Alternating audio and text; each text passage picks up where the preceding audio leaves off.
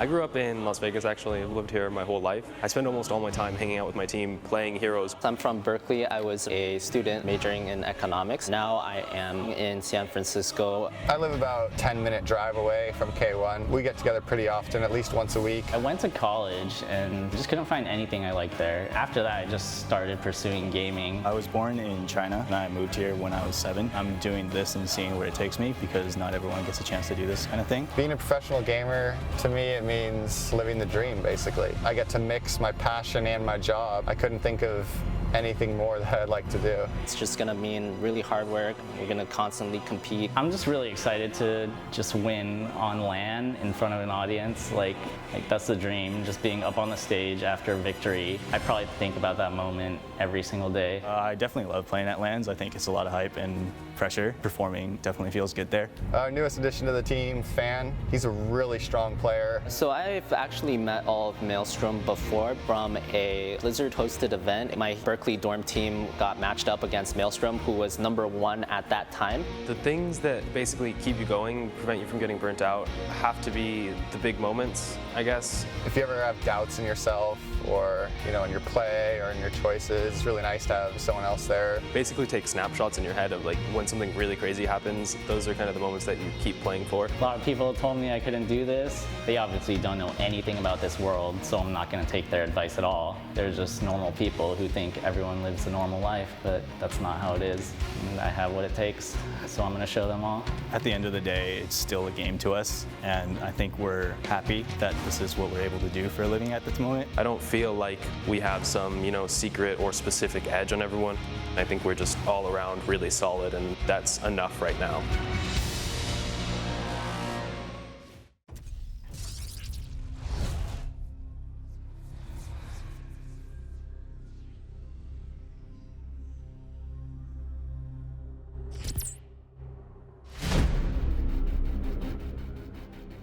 The swarm brought ruin to our world.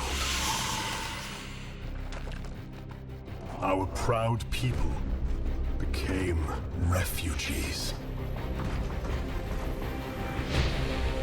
And yet, they could not shatter our unity.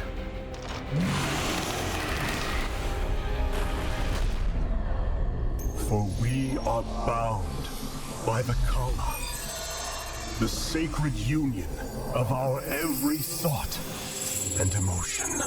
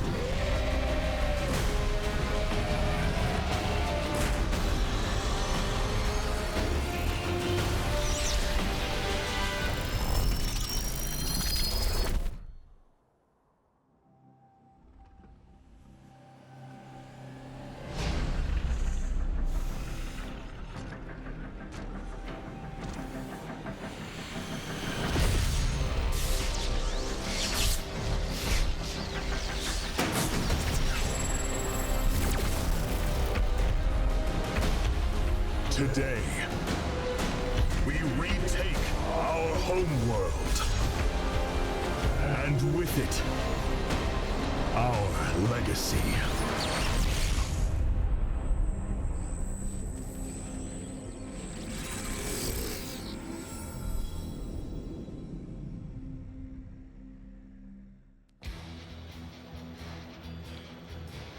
What's up, guys? Welcome back. We're here at the finals. Tempo Storm against Cloud9. It is going to be pretty sick. We've seen this final several times before, and it's been pretty consistent in those results. It has. You know, Tempo Storm, these guys are the big favorites coming in. How many games have they lost in this season? Oh, Jake? just about one. But that must be like 1 out of 10, right? No. No, 1 out of about like 50. Oh, it's 1 out of actually 50. that insane, man. They have put up the best results pretty much globally for any team. Now, they might not be the best team in the world. We don't know that yet. We'll find out that soon at BlizzCon. But here in North America, they are absolutely the kings. Well, I tell you what, this is going to be a fantastic match because if someone's going to take a second battleground off of Tempo Storm, I think it has to be Cloud9. Yes, and if I'm not mistaken, it was them that took that first one. Now, Cloud9 did recently have a victory over Tempo Storm over in the ESL finals. They actually won 6 games straight, and that's not an easy feat to do. But here in the NA Open, in a live audience, well, Tempo Storm is looking quite dominant. Yeah, they have looked better than every other team here, I think I can safely say. Yeah, it's going to be pretty tough to imagine a situation where Tempo Storm doesn't take it. But, I mean, let's remember, you could never be number one forever. So there's always a chance that there's going to be an upset. And this could be that moment right here, right now. Yeah, definitely could be. We see that there are a lot of Tempo Storm fans out there in the audience. So I'm expecting to hear you guys cheer quite loudly as we get into those games. But Cloud9, of course, I'm sure they have tons of fans themselves. I mean, they showed some great games in that last matchup. But man, both of these teams really changing up their play styles quite a bit to throw off their opponents. Tempo Storm, we saw them bust out a triple warrior twice now. That's very akin to what you guys are used to over in Korea. That's right. You know, we were talking about at the beginning of the weekend, can Tempo Storm even play double warrior lineups? And the thought was, oh, maybe not. They're really not used to this. They like to have 3 ranged assassins, but so far they've been able to play a huge variety of compositions. Let's talk about the results for just a second. What do you think they're going to be coming up here? Oh, the actual score. The actual score. If we could just go into that for a second. If Cloud9 manages to take a game early, I think we're going to game 5. But if it goes 2-0 in favor of Tempo Storm, I think it's going to be a 3-0 sweep. What about you, Artosis? Well, I mean, if it goes 2-0, then the momentum is there, the tempo is there, whether that be storm or timing. But I would say definitely in that case, I think Cloud9 really needs to take one of these first 2 maps. Yeah, I got to agree with you guys. I think it might be a 3-1. That's my best bet, but if it is a 3-0, I can't say that I'm really surprised. Jake, when we look at these teams, especially Tempo Storm, I mean, is the strength more in the game, their execution, or is it in the pick and ban phase, the draft? A lot of it does come down to the draft, and that's something Cloud9's really renowned for, but Tempo Storm is only getting better at it as they expand their hero pool. It really does come down to the late game decision making. Now, Cloud9, they're really known for their mechanics. So early game team fights, they're going to, do so well in that tempo, but they're just really known for their late game. Sometimes they just pick in a moment where they say, we can end the game, we can take the advantage here by choosing the right things to do. Maybe it's the boss, maybe it's just going for the tribute, or ignoring the objective and going straight for a keep. There's so many different decisions. They just think about the game in a unique manner. Well, Tempo Storm is the team to beat, with an emphasis on team, by the way. And so we decided, coming up here, why not ask these guys how they work so well together? Yes, indeed. We'll be putting that video on for you guys momentarily here. But as you see, 45-1 so far, just completely crazy. And I want to go back to what you were saying, Jake, about the late game and how well they play. And I have to remember back to the MJ finals that you were there casting. Yeah. Against MVP Black, the best Korean team. It was insane. They lost to Keep at like 8 minutes. It was like the fastest thing I've ever seen. Then they almost came back and won anyways. That's kind of the cool story of this all right now, though. We know that Tempo and Cloud9 are both going to BlizzCon, and when there are teams like MVP Black over in Korea that are shaking things up, that matchup, that loss of Tempo Storm has only made them so much stronger. They learned from the defeat. They're not used to being playing against heroes like Raynor. And since then, they've started to expand that hero pool. They've started to look at the game in a different way. They would never run a triple warrior composition in their life, but they've had great success this weekend. So the inspiration, however you want to look at it, of the Korean meta is really affecting that team in their growth. It's cool because we're kind of ending the story very shortly here, but it's not entirely over because coming up here, we are going to be going to BlizzCon, and it's really exciting to see, which team will actually be the best. I'm curious, because the Koreans have been doing very well, but we don't really know for sure until BlizzCon if they're going to win. Do you think it's going to be a Korean dominance, or it will be another region in the world? Europe is really strong too, right? Yeah, of course, exactly. MGA is the only tournament we've had that's global, right? And Europe placed 4th. Team Liquid, their best team out there, but it's all been shaking up. Na'Vi, Team Liquid, they have a lot of strong teams in that region, and they're going to show up to BlizzCon. They play a very different meta. They have a very unique way to approach the game, a lot of split pushing over there, and that can certainly work against teams like Tempo Storm. I got to tell you, I have a very strong feeling about the way that the World Championships is going to go. I think that Tempo Storm is really on the level of all the top teams in the world, and I think it's going to come down to Korea versus Tempo Storm once again, just like in the MGA finals. I think these guys are just so legit in their play. I think you're probably right about that, Artosis. Tempo Storm is just so strong right now. The record is just so perfect. But when they did interview MVP Black, they were saying, Tempo Storm is really solid, really good. They have a different way of approaching the game, and we do see this sometimes with Korean teams versus Western teams. For instance, they were saying Tempo Storm very focused on getting, comboing in and doing just a ton of damage. And speaking of which, looks like we do have that video ready for you guys. Oh, we're going to throw to the host. We're going to throw to the host at the main stage. Guys, are you ready for the final match of the Heroes of the Storm America's Championship? This is the one we've all been waiting for, Cobra. This is the moment. I mean, sure, we wanted to congratulate the teams that made it to BlizzCon. For them, that's the moment they've been building up to. But for us, as fans who are watching, we always want to find out who really is the best at the end of the day. And we will find out very soon, because it is my pleasure to introduce our blue team. It is Tempo Storm.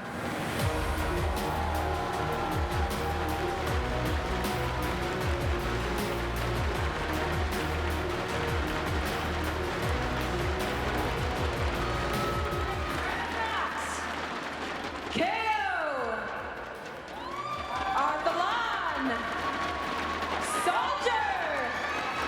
and Zuna.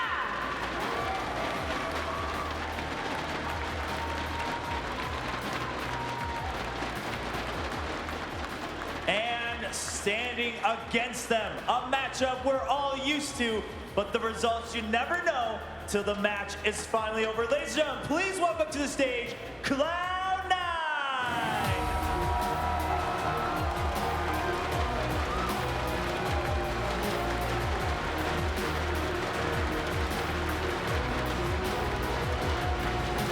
Featuring iDream, Keiwan Pro, Man, King Caffeine, and DunkTrain.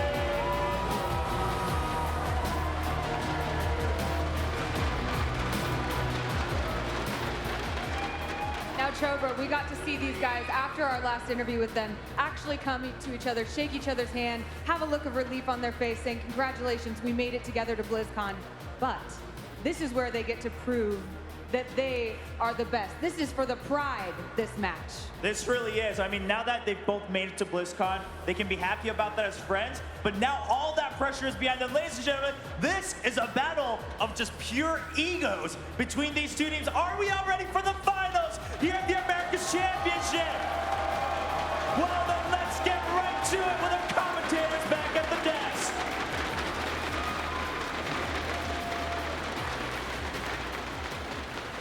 All right, we're back. Map number 1 is going to be in Cursed Hollow. You think we're going to see any Abathur up here? Abathur could be pretty good on this map in the team fights over the Tribute. Abathur very strong in this battleground. We've seen Cloud9 play him quite a bit throughout this tournament, but I think the big story is going to be the Battle of Uther.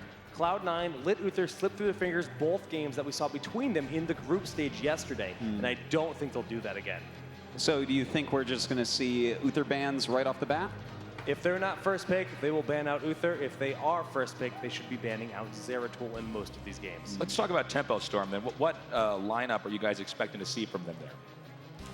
Well, you know, Tempo Storm has really shown that they can play anything at this point. They've used double warrior compositions, triple warrior compositions, and we've seen some triple range damage dealers. So yeah, I mean, going back to the roots with a late game Asmodee earlier today, we saw triple warrior, like you said. They definitely have a lot of cards that they haven't shown yet on top of that. So many different play styles. It'll all be tailored towards which battle run we're playing on in each game. Well, guys, remember, Tempo Storm really is the team to beat. And you got to emphasize team when you say that. So let's go ahead and ask them, what makes them work so well together?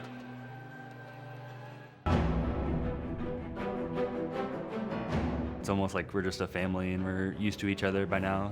The advantages you gain from playing together, like as the 4 squad specifically for a long period of time, is that you get a lot when it comes to synergies and communication, which is key when trying to work as a team. So just knowing what your teammate's going to try and do before they actually do it is something that really comes in handy. After being together for so long, we just know how to effectively communicate no matter what's going on outside of game. When we're in game, we just know how to step it up. We have that ability, and that's something you need.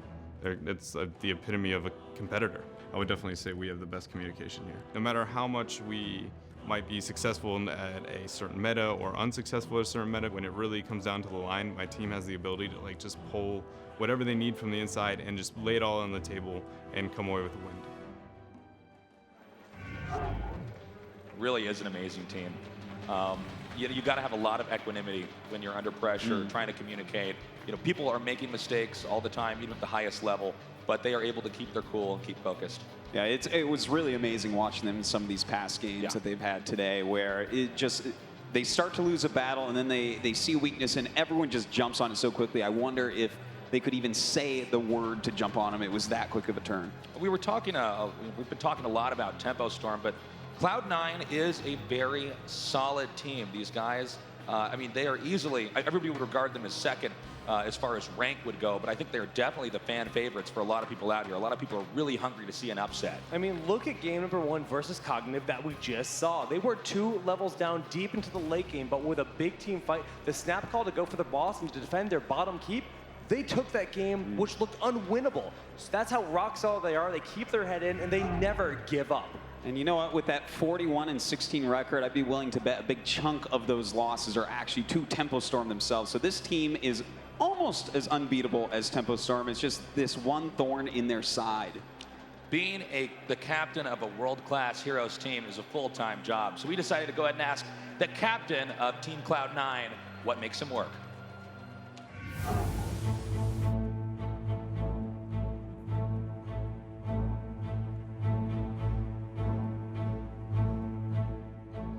DunkTrain's like a very stable guy. He's kind of like, if we're all goofing off, for a little too long practice, he's kind of the one like, come on guys, let's bring it in. Keeps us really focused on whatever the goal is that we're trying to achieve. So I think that's really important because we can all get a little spastic, I guess. I think my experience in the genre is really important for my gameplay being polished, but the leadership skills come more from MMO rating side actually. That sort of leadership really does transfer into things like managing teams, that sort of stuff. So all of those skills were really developed during, hardcore MMO raiding.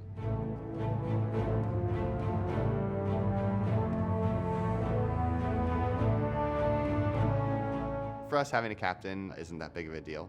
For us, it's more about kind of doing it all together, working as a team. All right, we're almost ready to start this match. And as always, we want you to be part of the conversation by tweeting at Esports Heroes using hashtag HeroesWC to vote for your favorite team. Tell us your predictions. My prediction, we already talked about them a little bit, but I think Tempo Storm has this. Like I said, if Cloud9 can take a game early, we'll probably be going to game number 5. Then it's a toss-up. But if Tempo gets a 2-0 advantage, they're going to 3-0 this easy peasy. I think that Cloud9 is going to take a second map off of Tempo Storm, but I think that's probably where it ends. I'm going to go with 3-1 for Tempo Storm. Yeah, I'm going to agree with you. I think it's probably going to be 3-1, but I am totally fine being wrong with that. If we have an upset here and Cloud9 wins, that'd be pretty crazy. Also, we would like to thank our sponsors at Gigabyte and Totino's Pizza Rolls for their support in bringing the Heroes of the Storm America's Championship. And I believe we're pretty much ready to go into the draft here. Excellent. We're going to see what the picks are and what the bans are and what the makeup of these teams is going to be as we go into map number 1 on Cursed Hollow. All right, Cursed Hollow it is, and the first ban comes right out. Jaina being taken away by Tempo Storm. They're trying to force out an Uther ban. Tempo wants Uther or Zeratul. This is a very strategic play by them. The Zeratul ban is there, and Tempo Storm should snag up that Uther right away. I think you're right about that. Was it a mistake to ban Zeratul here? Because now they've denied themselves either, Uther or Zeratul.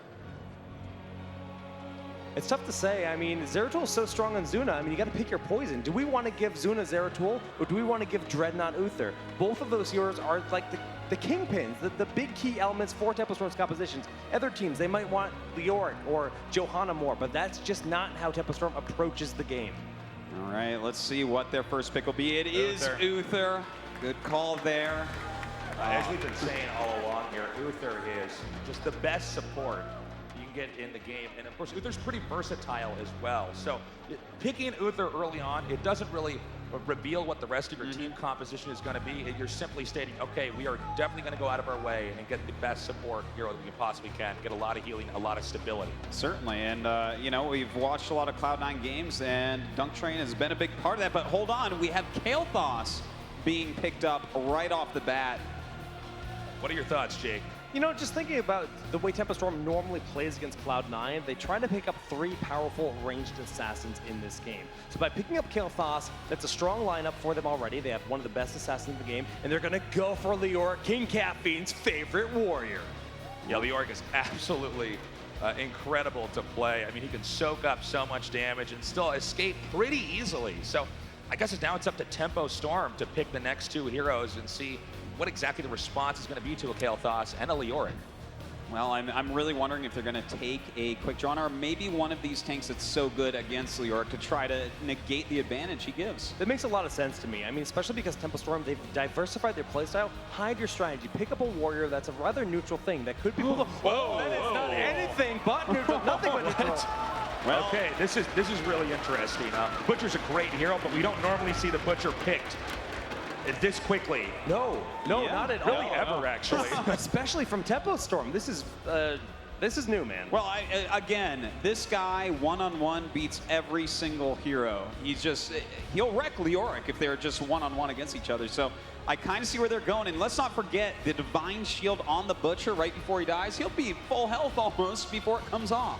Yeah, you wait for the Butcher to get low. You throw a Divine Shield on there. That makes it so he can't be slowed down, or he cannot take any damage. Throws the Butcher's brand on a single target like Leoric and just blows him up, healing himself up in turn, and wow, this is going to be an aggressive game. Yeah, Tyrande, look at this little roam composition we have coming up right here. Butcher and Tyrande together is going to be insane. Yeah, we already see the combo getting set up there. The Butcher charges in, Uther makes the Butcher temporarily invulnerable, and of course Tyrande stuns in case there's any chance that hero that's been targeted might try to get away. Yeah, just early game too. Ruthless Onslaught plus Lunar Flare is such a powerful combo, and you throw Hunter's Mark in the mix, it doesn't matter what hero you're playing, you're going to be in a tough spot. Well, our next couple bans are Johanna and Abathur. I really like this Johanna ban by Cloud9 since there's absolutely no warrior over on the Tempo Storm side. Also, I got to say, I think the Abathur ban, they're pretty smart. Cloud9 really does like their Abathur. So getting that, not to mention, we were talking about this earlier, but Abathur is pretty helpful in the fights over the tribute. Even if somebody loses a hero, boom, Abathur hat on the next hero. So especially early on, you can really get a lot of sustain in that area and usually win out that turf war. And don't forget, he can, of course, soak a lot of experience as well. But we're into the next pick, and it's going to be Muradin.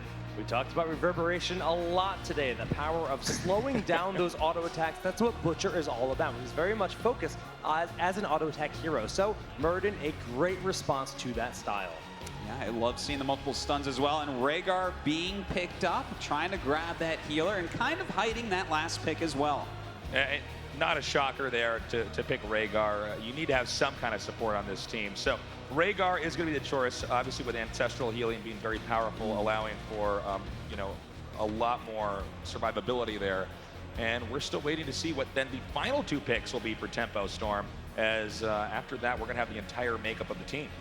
They're definitely going to go with someone range. Yes, Vala here, Kaeyoh plays that hero rather well if he's going to be on him.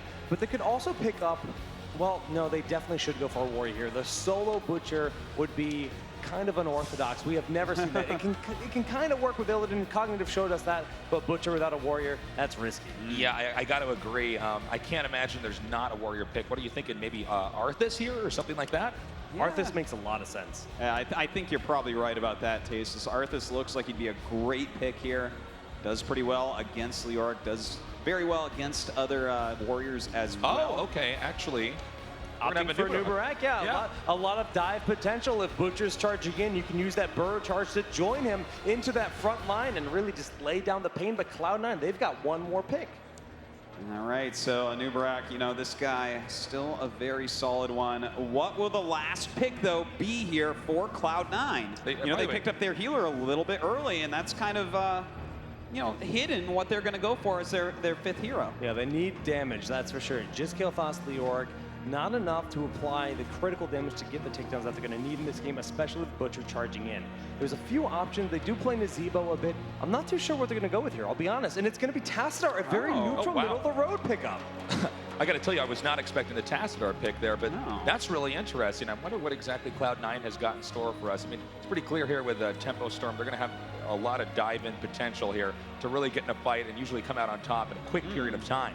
Very interesting with this Tassadar. You kind of a half support, definitely can help his allies with his shield and put out a lot of steady damage with Storm. I mean, Archon can be a great heroic as well. I didn't expect that as that fifth pick. Well, you know, Tesla just mentioned the dive potential that exists on the side of Tempo Storm. Tassadar is a very safe hero. He has a shield, dimensional warp. He's going to be hard to take out. If you go for the Anubarak, guess what? He's just going to burrow charge in, and Tasadar's just going to be like, hey, look, I'm invisible. You can't hurt me. It's a very slippery hero in that regard. Well, we'll have to see if the Tassadar pick pays off. Who do you think, Jake, won this draft? Who is going into this with an advantage? Tempo Storm, they have the early game advantage in this matchup. So as long as they start out strong, they will propel that forward to the late game that they're so known for. I like their composition.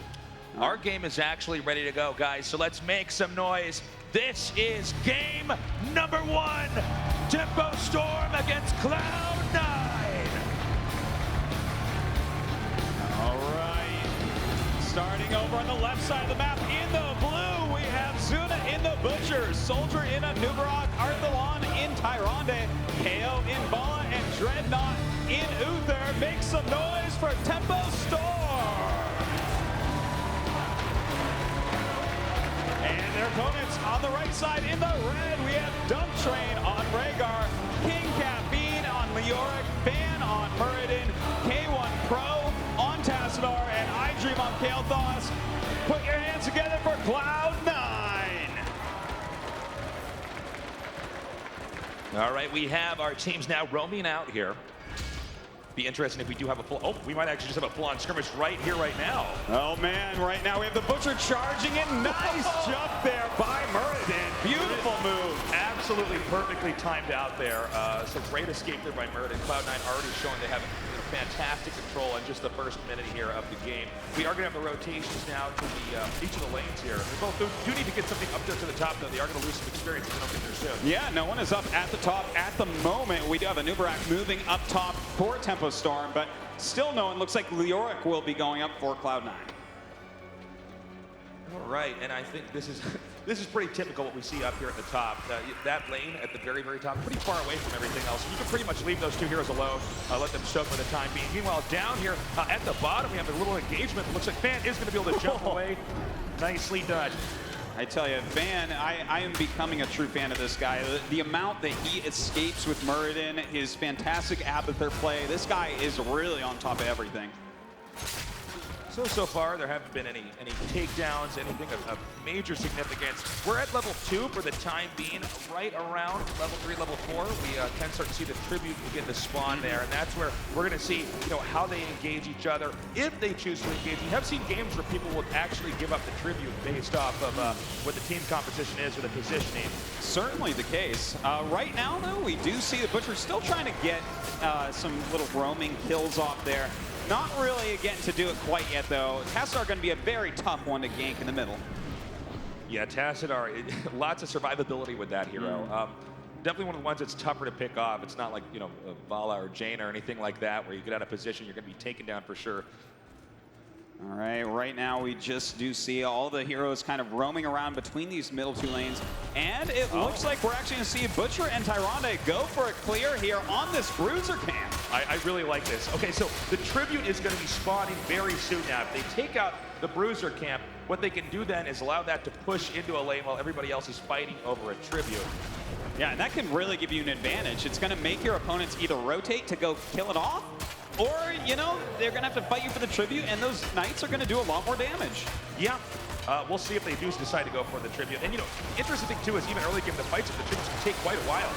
Well, right now we do have a fight going down here. Fan did discover them, and it looks like Fan is going to go down here from Zuna. Great move there, charging in with the Buechter. Tempo start continuing to close in here now, but Buechter may have overextended. Buechter will go down. Beautifully done. Kaeyoh barely surviving that. Tribute spawning in the north. Meanwhile, all the players occupying the south. Well, it looks like that Knight camp with just one Bruiser left over. No one's taking it at the moment, as we do see Cloud9 starting to rotate up to try to get this Tribute.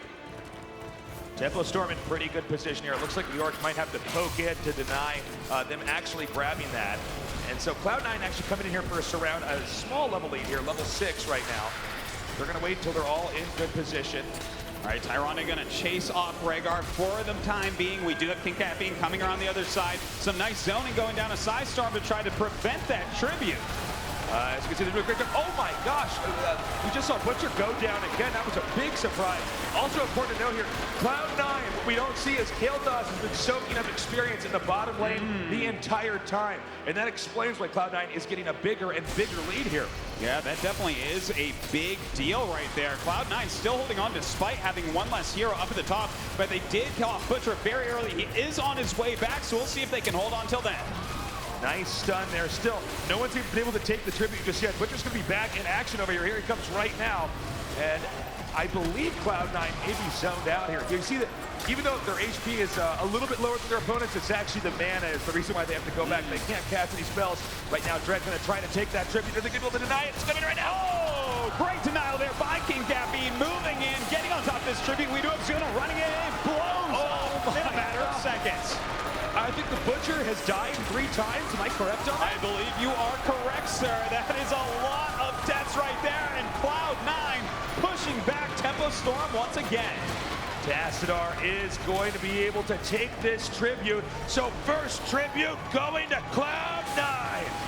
Pretty insane battle right there for that Tribute. They're up a full level. They're up a talent tier at the moment. A nice advantage for Cloud9. And you know what? They have 6 takedowns against 2 right now. That's a big deal, especially considering the early game should be favoring Tempo Storm.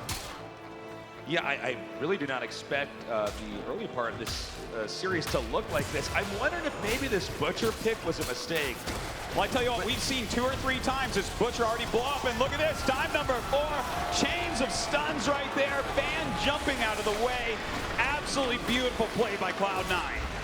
Yeah, I mean, Tempo Storm just isn't able to make it work, and I gotta say, they're kind of getting wrecked here. I mean, Butcher cannot die that many times. Butcher's sort of the centerpiece hero there to go in and do the damage. Cloud9 actually gonna try to capture the Bruiser camp here, and they managed to do it just before Tempo Storm can come in there to deny it. Just fantastic play so far by Cloud9, really staying on top of absolutely everything in this early game. Tempo Storm really gonna have to get this together. Their Butcher pick is absolutely not paying off. By the way, Tribute just so happens to be spawning on Cloud9's side of the map. So this is going to be a little bit tricky right now for Tempo Storm to actually get in there. Granted, all their heroes are alive and on the map. It's just a tougher spot to move in. And once again, Zuna just taking a lot of damage here. Well, it looks like he is going after Fan once again. He does have that Dwarf Toss up, and we should see, oh, he goes down. Nice try there by iDream to save him with that pull-up, but it didn't work out. The Tribute is almost captured. They're getting very close. Looks like they did manage to interrupt it, actually. Going to come down here now. Tempo Storm trying to fight. Keep in mind, level 10, not far away. The Heroics just around the corner. Is the Nubarak going to be able to get this in time? Oh, beautiful stun there. Lunar Flare then by Tyrande. And it looks like New York will go down. Tassadar going to make it out. But Tempo Storm going to get this Tribute. Well, let's see. They're still poking in here with Kaeyoh, and now Murden's going to be coming around here. Looks like just in the nick of time. Buechter is slowed down once again. And King Caffeine coming back up with Leoric, immediately putting lots of damage down on him. He may be blowing up once again. You can see Leoric just ghosting away there for a second. Tempo Storm still in pursuit. Level 10, just a few seconds away here. Looks like Dread may be going down. Oh man, Dreadnaught looks like he will finally end up exploding, but he can add a lot of healing on still, keeping the Butcher into this fight. Everyone solo, beautiful ancestral goes down on Kaeyoh. Tribute number 2 will be going to Cloud9. Just amazing, just barely getting level 10 during that battle. Now immediately rotating up to get their boss. Great moves with 4 of their opponents down. Oh man, this is so sick right now for Cloud9. They're gonna get the boss. They're gonna have such a strong push into the top lane. I think after they get this boss, I don't know if they're gonna go for the other boss here, but there's always that possibility. That's sort of how this map works. Yeah, a lot of times we do see you get one boss, you go to get the other, but Tempo Storm knows this. They know that their opponents were going for the boss, so they start their own boss, but they realize they may be too slow here. So they're coming down now. Obviously, Tempo Storm has to answer the boss, or they're going to lose a lot of defense in that top lane. Tempo Storm just backed up, and actually they're rotating, to that upper left location. And with the 3rd tribute spawning, I don't believe there's any way that Tempo Storm can actually come in here and acquire that. They may just have to eat this curse, Tasteless. I don't think that they can stop it just now getting level 10, but they certainly are out of position. We do see the Butcher once again going down. Zuna has fallen so many times. Well, the tribute actually remaining untouched right now. They're just going to go ahead and go for the boss. I guess there's really no rush to get that tribute. You can always get it a little bit later. Tempo Storm still so behind. And so Cloud9 now getting the boss. This is going uncontested. See Dreadnaught coming, poking in, getting an idea of what's going on. They will not be able to reclaim the boss here. 2 bosses now going for Cloud9. A solid push here into the bottom lane. That's right, but look at this. Some great stall tactics coming out by Dreadnaught and Soldier, trying to stop them from taking this, but they are going to have to go down and deal with this boss. They can't just lose a fort over this. Boss is continuing to push in. I think that fort is actually going to go down here. This battle may go on for a little bit. Looks like Leoric's heroic not really working out too well there. So no March of the Black King in this game. Yeah, definitely going for Entomb, but not being able to put any damage on those he does Entomb. Looks like that bottom fort, though, is going to be taken out by the boss. But you know what? At least Tempo Storm prevented the curse. Yeah, they at least, I don't know if they prevented it as much as they have delayed it, maybe. Indeed. But, let's see, actually, what's going to happen next here. So they've both gone past level 10. And that means they both have their heroic abilities. So it's a little bit more of an even fight, right? Unlike, for instance, we saw like level 9 to level 11 back there for a little bit. So maybe Tempo Storm can win one of the engagements over the tribute, and we can start to even this out, because Cloud9 started out with a lead and they kept that, but this is the window of time where it should be more feasible that Tempo Storm can begin to bounce back. Well, right now, Cloud9 takes down another fort up in the top. Some great moves by them. Tempo Storm does go ahead and grab their bruiser camp, so they're starting to get a little bit of pressure here on the battleground, but is this going to be enough to bring Cloud9 out of position so that they can get this next tribute? The tribute is about to spawn. 10 seconds away. Right now, Cloud9 orbiting around the middle lane here. Tempo Storm cautiously moving around the tribute area. Yeah, Tassadar right now on poke duty, making sure no one can get this until they clean that lane. Doing a great job of that as well. King Caffeine coming in, battling against Soldier, tries to stun him, but a beautiful Wraith Walk. Yeah, very nice Wraith Walk there by the Leoric. Tempo Storm to staying back. Remember with the Tyrande, you can really use those projectiles, keep poking in and delaying. Butcher actually going there. Oh, that was so sick. The Entomb blocking the Butcher from coming in, but then we have Divine Shield on Butcher, healing himself up on Leoric, who Wraith Walks out. And it looks like we might have done a takedown here. Ball getting very low. Butcher getting lower. And it looks like Butcher just barely still alive. And we have another takedown over there by Kaeyoh. Butcher does end up falling. Fan very low on health, but going after Soldier and Numerock does fall. Unbelievable. It looks like Cloud9 is going to get the tribute, and that means they'll be getting the curse as well. That is a big deal right now for Cloud9. Some great control. I cannot believe the Entomb just to block the Butcher's charge in. Fantastic moves and a well-deserved curse. And, you know, already Tempo Storm's defenses were pretty beaten up, but now with the curse happening, I mean, it's only going to get worse. All right, it looks like right now we do have Dreadnaught getting caught right here, trying to heal himself, but he does go down. A wonderful entomb there by King Caffeine, as they do take out Tempo Storm's last 4. And that's going to be it for the first perimeter of defense this game. By the way, Cloud9 over here with Tail Thoughts doing a great job just taking out this bruiser camp, taking advantage of every aspect of their map control right now. That's right, and even getting Soldier very low there despite being behind his own gates. You know, this curse is going very poorly for Tempo Storm. They're doing their best to hold on, but these gates going down, level 16 being reached by Cloud9, that's a very important tier. Yeah, it's actually huge that it's happening just as this curse is ending here. Tempo Storm just does not have an answer for the push here from Cloud9. Cloud9 may have overextended here. We're going to see they're actually engaging in here right now. DunkTrain heal himself with that Ancestral. King Caffeine taking lots of damage here. Zuna does knock him out. Right now we have Keiwan Pro having to invis out. Looks like he will escape for the time being. Right now, Tacit are on the run here. Cloud9 could have taken more damage there, but of course, the number of mercenaries and minions pushing that lane, they ended up being prioritized there by Tempo Storm. Right now, we do have King Caffeine over on top of his opponents, sitting around, giving some vision to his team. Nice stun there by Tyrande. Looks like we do have Fan coming in with the stuns here, and a new round almost goes down. But did Buechter overextend? Zuna now getting a little bit lower. Kill Dust looks like will be taken out, but Buechter lower now. Taking a beating there as well. Looks like Uther may be falling as well. Kaeyoh right now on ball, taking lots of damage. Nice heal goes down from Tyrande. And we saw Uther get jammed there in the corner with another takedown. Only 2 heroes currently on the map right now for Tempo Storm, whereas 4 heroes for Cloud9 doing a solid push, probably going to take down this key. Oh man, Cloud9 is playing a nearly flawless game right now. Still no level 16 for Tempo Storm. Still only 2 heroes even up, and the first keep of the game falls. And I love how Cloud9 then backs out. Why not? I mean, the bosses respawn Artosis. We can always see them go for that again up here. That is certainly a big deal. If they can grab that boss right now, it'll put so much pressure on their opponents. But is that their goal at the moment? It looks like they want to heal up a bit, maybe get ready for the next tribute spawn. Yeah, that's a good point, actually. It's been a little bit. Obviously, a tribute has to come up pretty soon here. So let's see what Tempo Storm can do here. Right now, it's basically cleanup. We see Tempo Storm was at least getting their feet wet there by the boss, but obviously Cloud9 hyper vigilant about that possibility.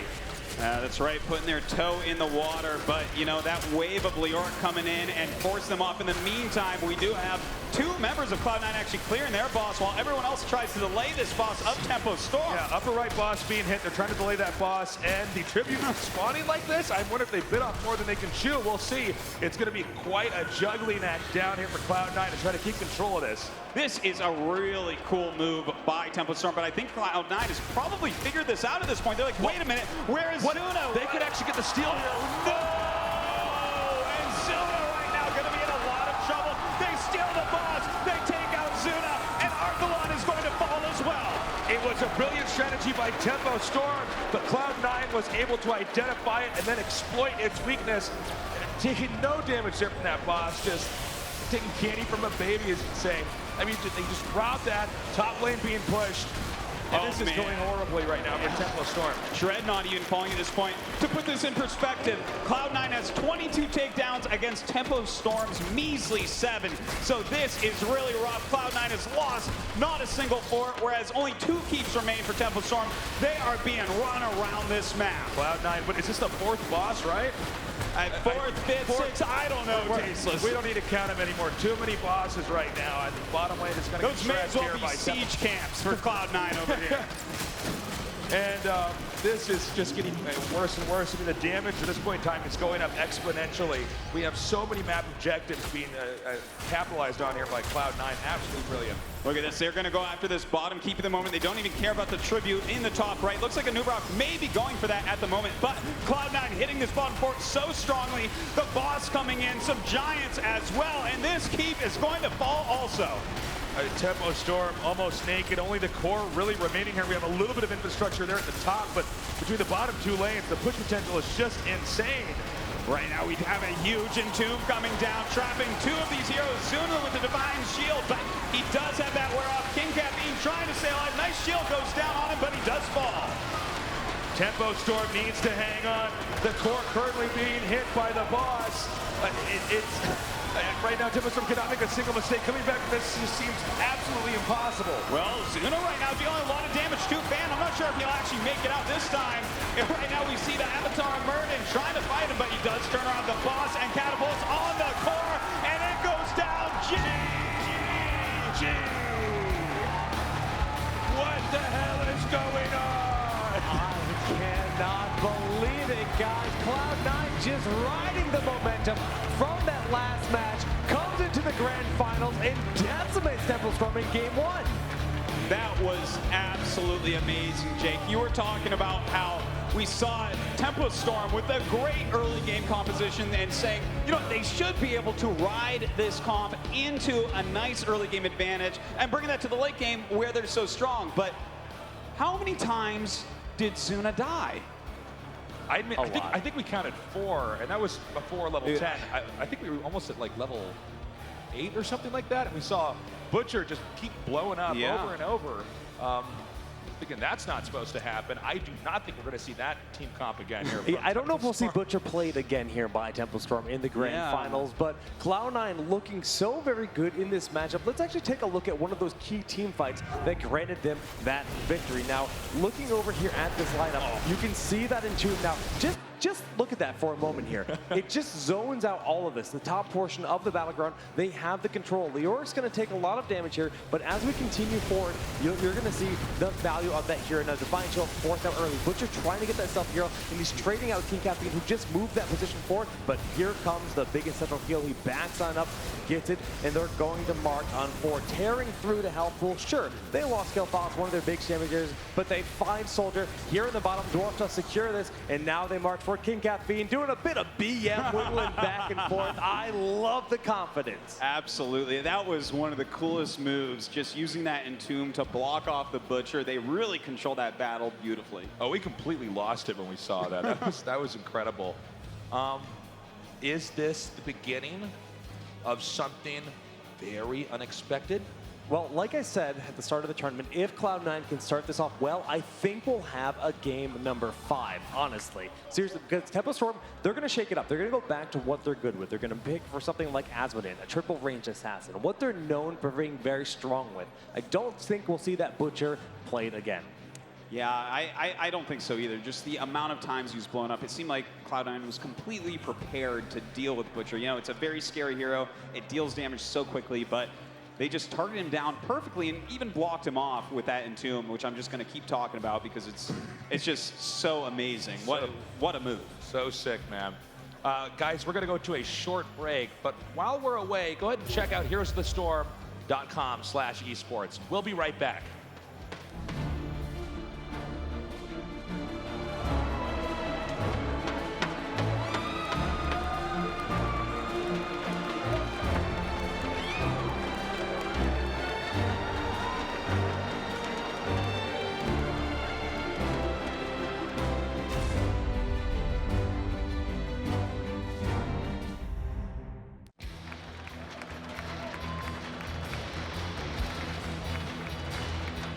Welcome back to the Heroes of the Storm America's Championship, where we have just finished Game 1 between Tempo Storm and Cloud9.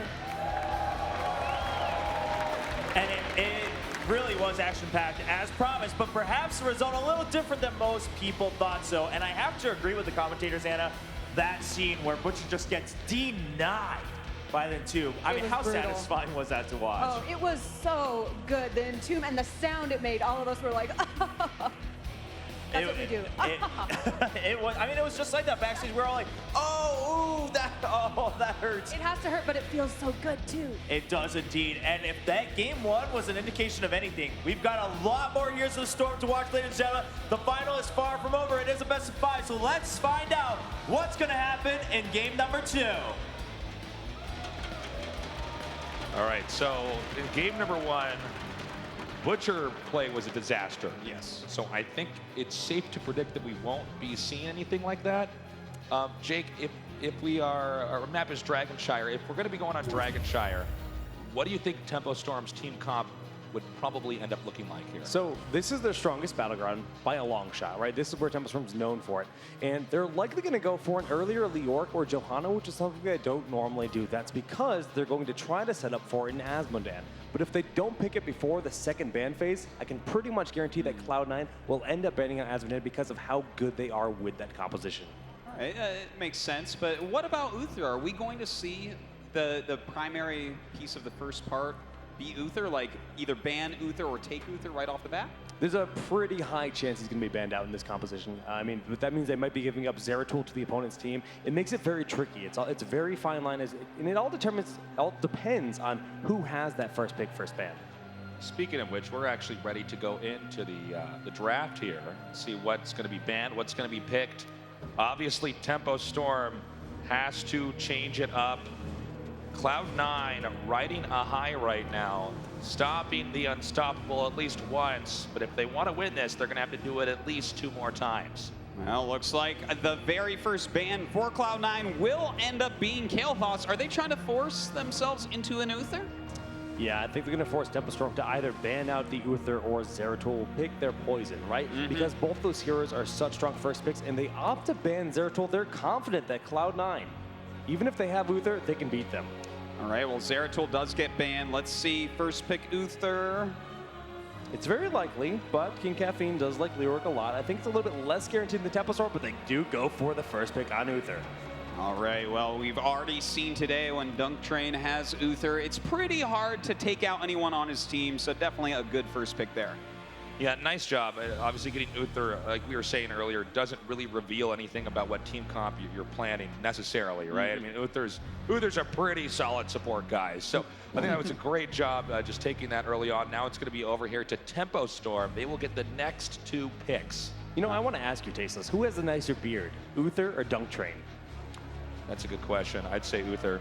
Oh my, oh man. It's DunkTrain by a mile, thank you very much. I don't see any Uther beards on posters I in was the liking audience. the greatness in the beard. I thought it looked pretty wise. I think it looked quite presidential. But no, going into this, we actually have Jaina now being picked here for Tempo Storm. Indeed, Jaina has been one of the very first picks pretty much every game in this tournament so far, and Leoric, of course, coming up next. We talked about this, setting up for the potential Asmodan pick. Leoric is so very good when paired with that hero. The Skeletal Swing and Globe of Annihilation to get those big stacks, the farm on Asmodan, is so formidable going into the late game. All right, so 2 picks coming up for Cloud9 now. Could we see a Johanna here for King Caffeine? I just love his Johanna. You called it. You did it, Artosis. I did it, guys. Artosis is from the future, guys. Artosis predicting Johanna, but we still got one more pick, and that's going to be Tyrande. Okay. Man, Tyrande is such a hot hero here at the America's Championship. All right, so really Cloud9, they're setting up for Kerrigan play. If Tempo Storm lets Kerrigan slip through, Tempo Storm Kerrigan paired with Johanna and Tyrande, Uther on top of that, there's stuns on all of those heroes, and the rotations will be very, scary. But they're scared of Sonya as well, banning her out. All right. Yeah, that's going to let the next ban then go to Cloud9. Is it going to be an Asmodan? They don't ban Asmodan. They actually ban Rhaegar, which will probably force, well, I mean, it could be a Malfurion, it could be Kerosene. We've even seen Brightwing this weekend. Yeah, I think we'll probably see Malfurion, but I mean, expect anything. We've had some very interesting team comps so far in this tournament. But yeah, banning the Rhaegar. Okay. What this means is they're going for the heavy early game rotations, and they're just going to try to deny the farming of Asmodan by killing him as often as possible in the early game. All right, well, Vala gets picked up. Will they grab that Asmodan as you're talking about? I think it would go just fantastically with Leoric. Let's not forget they still do need a support as well. And they're Muradin. Yeah, awesome. Okay, Tempo Storm shaking things up. They realize the threat. They're just going to play a double warrior, double assassin composition. And Muradin's great here because even if he does get stunned, there is still an escape possible. So a little bit more wiggle room there from Tempo Storm. Cloud9 was really trapping him in that last game. Back over here to Cloud9, they have the final 2 picks for their side. And this is like, I just want to talk about this. Sure. Both teams are really just trying to throw each other off. This is like so high level because they've played each other countless times in grand finals. They've seen these drafts happen. just about every single weekend, it seems. And now Cloud9 gonna try to lock in some more damage. They're going for Arthas, a big front line for them as well. He has actually just grown in popularity throughout the weekend. Even have seen him as banned in one of the first 2 bans. We've seen him picked first. He's just performed fantastically this weekend. And that's going to make just one more spot remaining here. And it's going to be Kerrigan. Okay, cool. The Queen of Blades paired with this is the ultimate roaming composition. Howling Blast, Lunar Flare, Hammer of Justice, the Primal Grasp, you name it. They have it all, but Tempo Storm, they need a support, and I'm feeling the Malfurion. All right, let's see if they do end up picking up that Malfurion. This is going to be really fun to end up watching. No range damage on the side of Cloud9. Tempo Storm on the other side with 2 of the best in the game. Tempo Storm getting ready now. We're so close to starting this. Karazim! Cool, Karazim. That final pick. An unexpected pick, by the way. Yeah, no, I thought they might pick someone else, but you know what? Karazim can put out a lot of healing. Are you expecting that we see 7-sided strike, or are you expecting that we see Divine Palm here for his heroic? I'm feeling the 7-sided strike. When you have Johanna and Arthas as that frontline of the enemy team, it's 8% damage based on that hero's health pool. So the larger the health pool, the stronger that heroic is. And you know, when you have Circle of Healing paired with, it's Circle of Life paired with Echo of Heaven, the 2 talents that really amplify the healing of Karazim, it makes him heal quite a bit. It certainly does. Well, I'm excited to see what Kerrigan can get done here, because with that Divine Shield, she is one of the scariest in the game. I think it would just be so crazy if we had Cloud9 take another game. I'm wondering if that was just a fluke. I'm wondering if Tempo Storm was getting maybe a little bit too experimental. But, you know, Tempo Storm rather too experimental. But, I mean, if Cloud9 upsets it here, I don't know, man. I'm going to lose it. Yeah. If Cloud9 goes up 2-0, it's going to be a grim situation for Tempo, because last time they were down to Cloud9, they just completely choked and they just fell out of the competition. So they need to bring it back here. But I like their composition. It feels very middle of the road, but it's strong for Dragonshire. It's a rather safe composition. And yeah, I do truly think they were trying to set up for Asmodan. Backing away from that was the right call, considering the rotation of potential on the side of Cloud9. Does anybody want to change their predictions before we start this? For this game or for the match? I think for the entire series after game 1. You know what? I'm going to stick with it. I'm still saying 3-1 for Tempo Storm. I don't know, guys. This game is all about momentum, and that's what Cloud9 has on their side. I'm feeling the upset. Are you guys feeling it for Cloud9 here? I mean, if they do it, it's going to be esports history right there. But, you know, I think you're totally right, Jake. I mean, it's a lot about momentum, right? And they definitely have that rolling. I mean, it was insane just how much damage was actually dealt early on. I mean, they've talked about how Tempo Storm really is a very calm, controlled team. But I would say even for a team like that, when you have an early game that was going that disastrously, right. I mean, I don't know, man. It can really kick up. I mean, the pressure can really pick up, you know? All right, we can't dodge this topic. Yesterday, we saw Zuna playing a lot of Warriors, and he was playing very safely. I'm pretty sure we're going to see Zuna playing Murd in this game. He was going full ham, like Totino's Pizza Rolls. They're going to make a new flavor based on the way he was playing. Because he was just so in there in that game, and he needs to be a little bit more passive, because they were punishing that like left and right throughout that game. So putting him on a hero like Murd, and when he has Dwarf Toss, he has an escape in these team fights, I think will be the right call. All right, it definitely could be there. You know, the one thing I'm worried about for Cloud9 here is what happens as we get later into the game and Vala and Jaina stay alive for a little bit longer and are able to put that range damage out, because they don't really have a whole lot from range. They have to get in there and they have to start the engagement. Exactly, and if they can turn that around, that's what Tempo Storm, that's the way they have to do it. Just kind of spread out, and they have a great retreat path, right? A big strafe from the back line, Blizzard hitting 2 to 3 targets. The damage will be critical and crucial tearing through Cloud9 because they don't have a lot of AoE healing. We'll see if Uther can kind of single-handedly keep everyone alive over there. Of course, that Divine Shield going to be helping out quite a bit. All right, we are ready to go into game number 2. Let's make some noise. Let's get hype. This is Tempo Storm versus Cloud9. Over here on the left-hand side of Dragonshire in the blue, we have Zuna on Liark, Soldier on Muradin, Arthelon on Jaina, Kaeyoh on Vala, and Dreadnaught on Karazim. Give it up for Tempo Storm. And on the right, in the red, we have DunkTrain on Uther, King Caffeine on Johanna, Fan on Arthas, Keiwan Pro on Tyrande, and iDream on Kerrigan. Make some noise for Cloud9.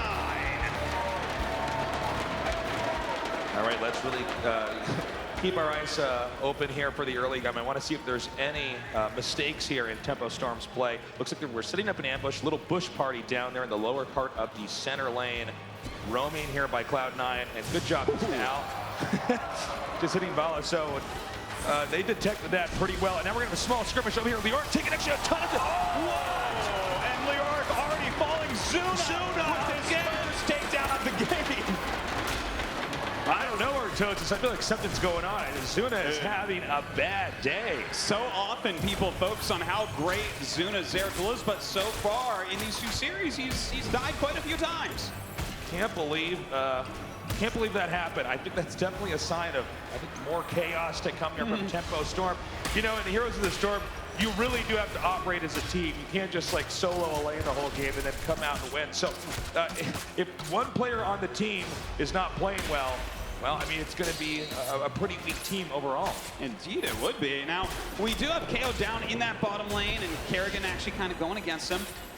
Have a nice little rotation coming down. Nice stun going down on Kaeyoh, but he's going to be able to pick up all of this experience, at least for his team. And we now have a little bit of skirmishes, I should say, over here around the shrines. And actually, Arthas getting pretty low. Arthas, whoa, that was close. We almost saw Leoric actually go down again. But yeah, Arthas does escape. Probably going to go tap the well. And this game continues on. Oh, a huge combo right there by Cloud9. Taking out KRZ in a matter of seconds. I can't believe this early game is actually looking like this. Cloud9 already off to a really good start. Indeed they are, but you know what? This is the type of composition that they're playing with. They are able to get these early kills, and look at that. Oh, the greedy Hearthstone there by iDream has to back off. And now center control here for Tempo Storm. They're going to be able to push that lane in just a little bit more. Notice Cloud9 constantly going into bushes and staying there, see if they can't pop out and get a gank at any point in time. That's right. You know, this is how they want to get ahead in this early game. Get a few kills off. Oh, Kerrigan right now out of position. They whiff all of their abilities, though. Kerrigan coming in, trying to get those stuns. Does miss some nice pull-in by Caffeine, though. And actually, we have Johanna taking a decent amount of damage. Running away. Nice job there by Tempo Storm getting that takedown. And it looks like Tempo Storm may have to force Cloud9 back behind the gates. Well, it looks like it's time at least for Kerrigan to go back and get some more mana. She is out for the time being, and the shrines are up. So we have Fan coming up to the top, gonna have to capture that. In the meantime, a scuffle down at the bottom. Well, both shrines may be going to the control of Cloud9 right now. Levels fairly even. Cloud9 in just a little bit of a lead, but that can change at the drop of a hat. That's right. It's anyone's game still at this point. And you would expect really Cloud9 to have an advantage in the early game with this type of hero composition. You know, they really can't get a lot of kills off. Right now we do have Zuna though blocking out Fan. Nice stun there by Soldier, and it looks like Fan should be falling down. Man, a lot of trouble is taken down. Tempo Storm seems to be finding their ground here again as they are beginning to seize back this game and possibly this entire series. All right, looks like Zuna going to be able to capture this top shrine. The bottom shrine, though, still in control of Cloud9. We do have Kerrigan down here, a very hard character to go up in solo against. But Tempo Storm clearing out this middle and maybe getting ready to go down bottom.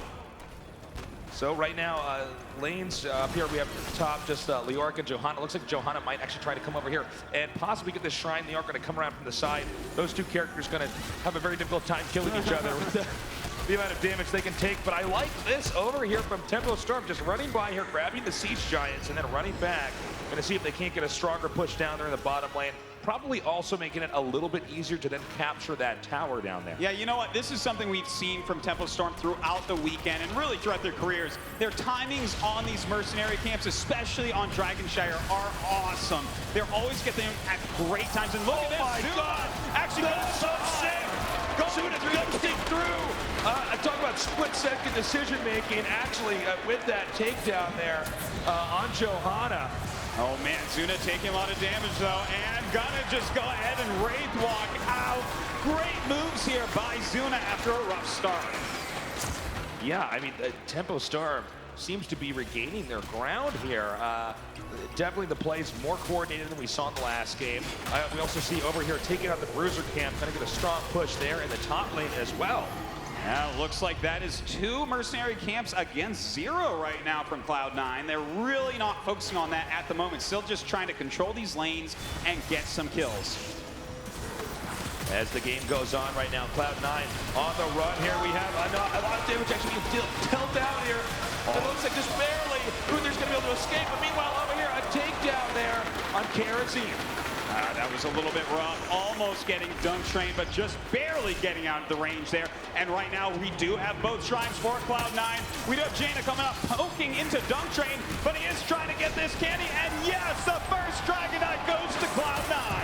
And beautiful. A takedown there. Tempo Storm now with only 4 heroes remaining. Dragonite just wrecking the entrance of the middle lane. And don't forget, level 10 is just around the corner. Oh, in the meantime, a missed stun right there, but there is a connection. The nice move by Keiwan Pro and Dream to take him out, but it looks like Kerrigan has overdone it, jumping over the side, trying to buy some time for his team, but he will fall. A lot of chaos here on the map. 3 players remaining for Cloud9. 1 in the Dragon Knight. Dragon Knight rotating up here to the top. Going to try to take out these 2 towers up here. Leoric coming in here from behind. And it looks like DunkTrain may have to actually back up. That does boot Zuna right out of there, and DunkTrain gonna have to run away. If he popped out of this right there, he definitely would go down, but a nice retreat for the time being. Dragon Knight coming in, unable to go for the punt there on Leoric as the time does expire. Now we have Cloud9 coming up here to the top lane. Looks like they wanted to set up an ambush, but nobody was there to bite the bait. Yeah, Zuna poking back out, but they've already moved. Right now, Tempo Storm moving down towards the bottom. We have 4 of their members down here. Only Zuna on Leoric up at the top, and it looks like they may want that bottom Bruiser camp. Yeah, and I think this is a great camp to go ahead and take down here. However, is Arthas going to come around? No, Arthas not actually going down here. So we have an engagement right over here. Kerrigan using her road. And look at that. Oh, so much damage being done. Setting side strike coming out. Soldier has to hop out of here. In the meantime, Dreadnaught taking a lot of damage. And Cloud9 forcing back Tempo Storm. And so much damage being dealt over here at the gate. Leoric now coming in from behind. Zuna stunned there for a second. Kerrigan on the run. Beautiful heal there. Kerrigan now bouncing out. Arthas to focus on attention for the time being. And we have a stun right there on Johanna there. We do have a nice pull in there from Johanna as well. A nice freeze by Arthas. We have Leoric falling down. Zuna slowing down Fan, and Dreadnaught, one of the last ones left, does get taken out. This is going to be a very strong push here for Cloud9. Cloud9 could be able to take down the bottom fort. This is huge. Cloud9 keeping that momentum going. Yeah, it looks like Zuna is about to pop up on top of them. We do have 2 other heroes right above this lane as well, although they do retreat against the 5 stack of Cloud9. Well, I think this might be a great moment for Cloud9 to come back and take these mercenary camps, and that's exactly what they're going to do. A stronger push down there at the bottom. By the way, that fort was not destroyed. I thought it was going to be taken out down there at the bottom. It is bruised, however, so I think taking these siege giants here, a pretty smart move. They've definitely got to keep some presence in that lane. That's going to be before they want to get, but look at this. Cloud9 coming in to steal the giants right now. Lots of damage being done to Leoric, who Rage walks out. A great condemn goes down, but the Blizzard falls, and it looks like the 7-sided strike goes down as well. They're going to get the mercenary camp. 2 kills there, and now Cloud9 with that advantage, keeping a lead, decides to back out and escape. All right, looks like they do get to back out here, losing none of their heroes. They are absolutely in an advantage at the moment. They have 10 takedowns against 6. Zuna with quite a few of those deaths as well, but he's going to stay in this bottom lane and try to make sure that they don't lose their key. Guys, I think we're going to have the Dragon Knight take it again here, going up. Will they be able to stop it in time? It's almost there. It is! And King Caffeine is now the Dragon Knight, pushing into the center here. Gonna drop kick Leoric out, but right now we do have Jaina and the rest coming up here, stunning down Caffeine, trying to stop them from taking down their fort. They got to defend this fort with everything they got. They are very quickly losing control of this game. Also, Cloud9 doing a good job, not having too much damage being distributed there on the Dragon Knight. And we see, looks like Leoric punted away again there. And right now they're going after the fort. We do have Fan coming in, dealing a lot of damage right there. Jaina did fall, trying to punt once again. A nice raid block by Zuna. Caffeine taking a lot of damage, but they're going after these towers in front of the key. The completely decimating the middle lane. The turrets have almost been taken down. And remember, middle lane, that's the quickest way to actually get to that core. The Dragon Knight has been at 1% health for the past 15 seconds, still not going down somehow, some way. Finally, it does fall, but a great advantage for Cloud9 at level 15 against 13. Dragon Knight with 1% health probably stubbed his toe or something. That was enough damage to take him out. He does manage to escape, though, as we can see right now. A chase over here. Cloud9 escaping back to their defenses. I gotta say, Cloud9 doing everything right here, Artosis. Oh yeah, this was some great moves. I love the rotations of the mercenary camps by Tempo Storm, but Cloud9 finally starting to take some of theirs, doing a great job grabbing that Dragon Knight as well. And this is something here for Tempo Storm, right? I mean, at least these bruisers can maybe help push the lane, maybe help deplete any bullets that are at the gate. But for the time being, Tempo Storm needs to win like a massive hero fight, and this might be the one they can do it at. All right, Maelstrom does come out as well as Divine Shield on Kerrigan. In the meantime, Zuna in the back line there. A nice stun goes down. Kerrigan, he's solo, he blows up. Right now, we do have Soldier going over into the Avatar. He's going after Arthas, but man, maneuvering around, dealing tons of damage. We can actually get behind some body blocking here by Kerrigan. Burning out, and he pulled back in, Burning goes down. And this means that it's going to be 3 heroes out. Leork going to try to go away. Jada solo! But Zuna looks like, oh, March the Black King, unstoppable. Will he get out? No! Very nice moves here by Cloud9, even hitting that gate in front of the keep a little bit. Looks like they will back up, though, and take this forward. Beautiful play, just tearing through that team all the way to the gates. I do love that March of the Black King, because that animation, you can't stop him when he's doing it, but it wasn't enough. He was taken out anyways, and this means map control going to go to Cloud9. That's right. They're going to use this time, this map control, to go ahead, get some of these mercenary camps. Of course, Arthas fully out of mana, going to have to go home with that Hearthstone and get some, but right now, the game has slowed down a little bit. The shrines are about to activate, but right before that, grabbing these mercenary camps is definitely the right call. Yeah, a little bit of cleanup here on both sides of the map. First shrine, oh man, is it gonna happen again? Hold up. Okay, both shrines are activated. We see Arthas rushing over here. Now, Bala is gonna come up here and try to contest, but I think, no, Johanna's not gonna hold her ground here. I think this might just bury it. No way. That was like 1 second away from being completely and totally denied. But Dragon Knight, once again, they're going to go for the top lane now, pushing here. Right. Fan going for it at the moment. Shrink Ray being used there on Karazim, trying to take him out. Uses 7-side strike to dodge that stun. Great move by Dreadnaught. He does get behind the gate, but Fan pushing forward. And the Dragon Knight can actually zone out the other heroes while the rest of Cloud9 can go up here and take out this sport. So great play here, just getting in the right spot and really utilizing the positioning they had there. This is just absolutely amazing. But you know what? At least Tempo Storm is trying to fight back right now in the bottom lane with these giants. We see Zuna on Leork pushing into this fort, seeing if he can get something done while all of Cloud9 is distracted elsewhere. And I gotta say, man, this game may end up with the same results as we had in Game 1. The results that I think nobody really expected, but everybody was excited might actually happen. Cloud9 possibly taking this into a 2-0. It definitely could be the case, but it's not over yet. We've seen crazier comebacks by Tempo Storm before. They are still in this. They still have all 3 of their keeps. Right now, Cloud9 backing up. Dragon has expired, so Arthas will be on the run here. Good job rooting there with Arthas. Johanna taking a lot of damage. Johanna should be able to get away pretty easily. And now a seesaw battle back over here towards Tempo Storm. Tempo Storm going to take a lot of damage here. 7-side strike going down. Tons of damage there on Leork, who does get healed up quite a bit. Soldier taking a lot. Beautiful stuns going down. But a nice heal on Johanna. Right now, we do see DunkTrain in a lot of trouble. We do have one Uther actually taken down there, but it's 2 kills here. Tempo Storm now down to only 2 remaining heroes. And make that 1. It's going to just be Muradin here. This is really bad. Cloud9 may just make a beeline here to the core. Look, as far as I know, Muradin cannot stop these 4 heroes. They are coming in. They are going after this keep, and 100% it will fall. Yeah, the keep is going to go down. Now, they do have the luxury of possibly rotating to the top or to the bottom. Leork here able to soak up so much damage, but certainly not able to stay alive. Yeah, taking a lot of damage there. Does delay them off the keep for a moment, but they do, of course, jump right back in. They want to make sure that they secure this keep kill, and it does go down. Serious nuisance there. Catapult's not going to be pushing into that lane. So, it's It's a problem, Artosis.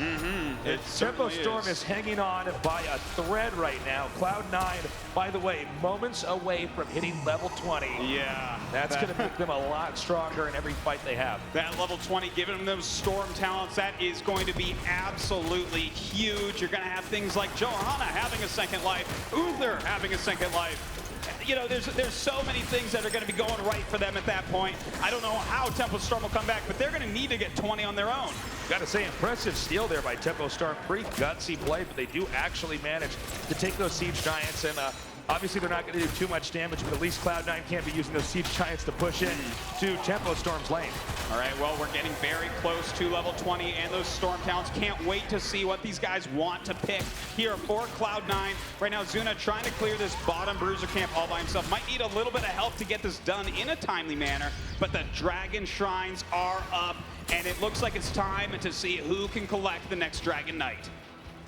Oh man, if Tempo Storm comes back from this, it would be incredible. I just think they're gonna have to win maybe 1, 2, 3 major battles in a row.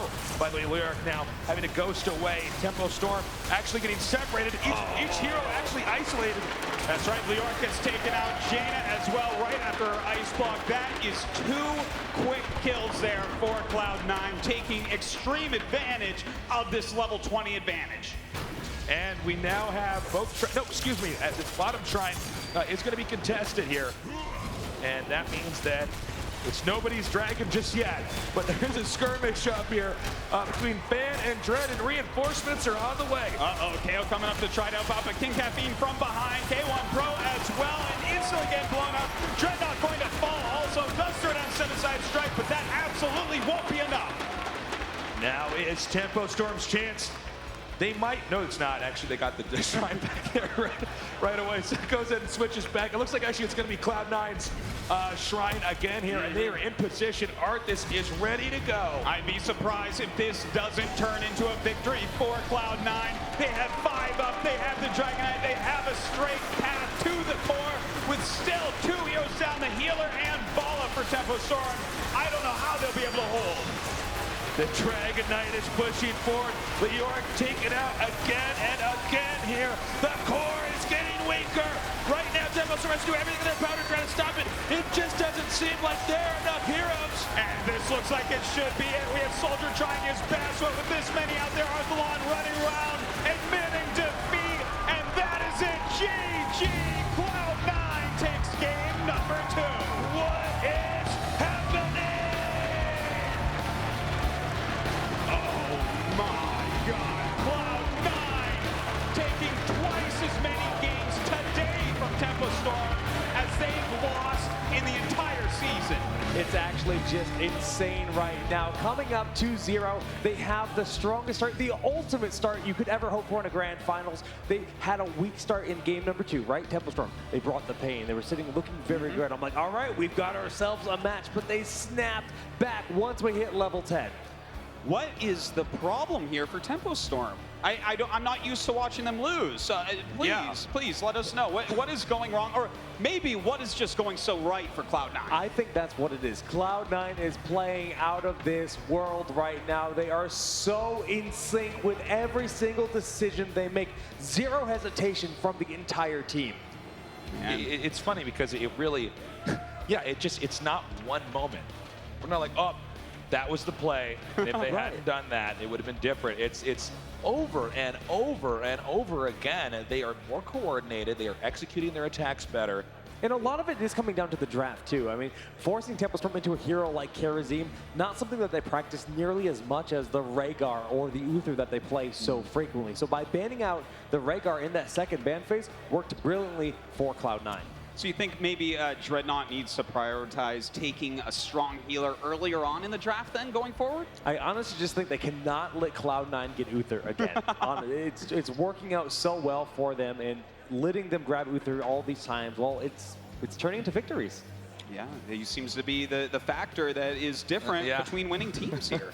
You know, well, that is just game number 2 there. yeah, but I've actually got a bit of a replay I'd like to jump into, Yeah, though. sure, So sure. let's take a look at one of those crucial moments where Cloud9 swung this in their favor. Now, this is the bottom lane. We saw TempoStorm trying to take the camp, but Cloud9 never let them slip into the shadows. They immediately get the blow up here on the Jenna with all that lockdown. And 7-sided strike doing a fair amount of damage, not nearly enough. Watch, they take out the structures, just passively removing the structures here, diving forward, and then they're gonna back away when they see Zuna flanking. They know this is a bad spot. They're just playing very cautiously, not getting greedy. We do see the March of the Black King only hitting with one target on one swing. They back up, regain their composure, and then the combo comes in. Kerrigan, and then the Condemn, turning this around. We see Hunter's Mark of Tyrande blowing up Zuna, and they just turn this forward from this game, from this point forward. They never once lost a experienced lead in this game after that fight. Beautiful play by Cloud9. Just flawless. I'm so impressed with Cloud9 right now. Yeah, I'm pretty blown away. This is turning out to be an absolutely fantastic finals with a crazy twist right now, guys. Cloud9 up 2-0 in a best of 5 against TempoStorm. And they had, what was the score? Was it 43-1? 45-1 until this started. Right, before this tournament, basically. I mean, it's insane. So very dominant this entire season going towards BlizzCon. And here we are, they both qualified, and now Cloud9 decides this is when it really matters. This is when the most money is on the line. We're going to step our game up to that next level, and I honestly don't think TempoStorm can turn this around. I'm feeling Cloud9 right now. All right, guys, we're going to be going to game number 3, but first we're going to have a short break. Tell your friends to tune in here in what is turning out to be an absolutely crazy finals. We'll be right back.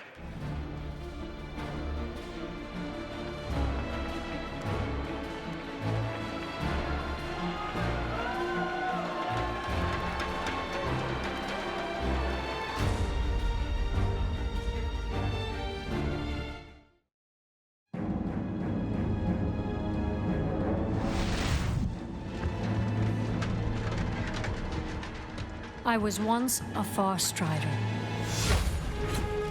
I swore an oath to defend Silvermoon and its people to my dying breath. It was not enough. My homeland still burned. But those days are long past.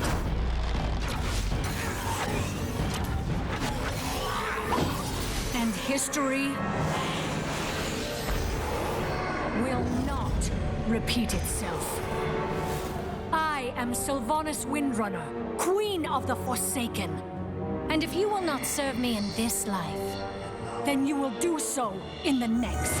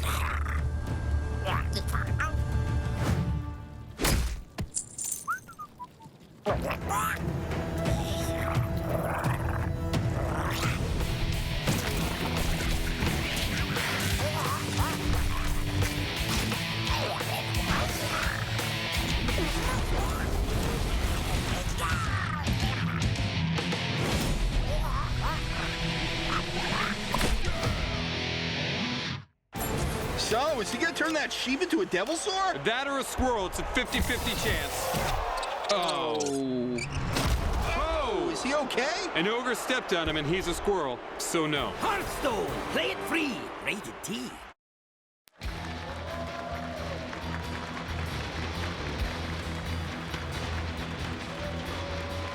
Ladies and gentlemen, welcome back to the Heroes of the Storm America's Championship. We are now at a point where this is match point for one of these two teams, Anna. And there is so much momentum behind Cloud9 right now, and you saw them coming from game one immediately with the early Sentinel Scout, early kills, and just not stopping until the end of the game. Now they are 2-0 with Tempo Storm. Yeah, it almost looks like Cloud9 is a bull and someone just painted a bullseye on Zuna's back because they've been going after him this whole match. We're about to find out if things are going to change up in the next one, though. This is the defining moment of the Heroes of the Storm America's Championship. Commentators, take us there. Oh man, guys, this is just crazy. This is just so insane. 2-0 lead here for Cloud9. Even when that game was done, I'm like, wait a minute, maybe I had the teams mixed up the whole time. This is like esports fan fiction, except that it's not fiction, it's reality. Are we just totally off on our predictions? Is Tempo Storm going to get 3-0'd?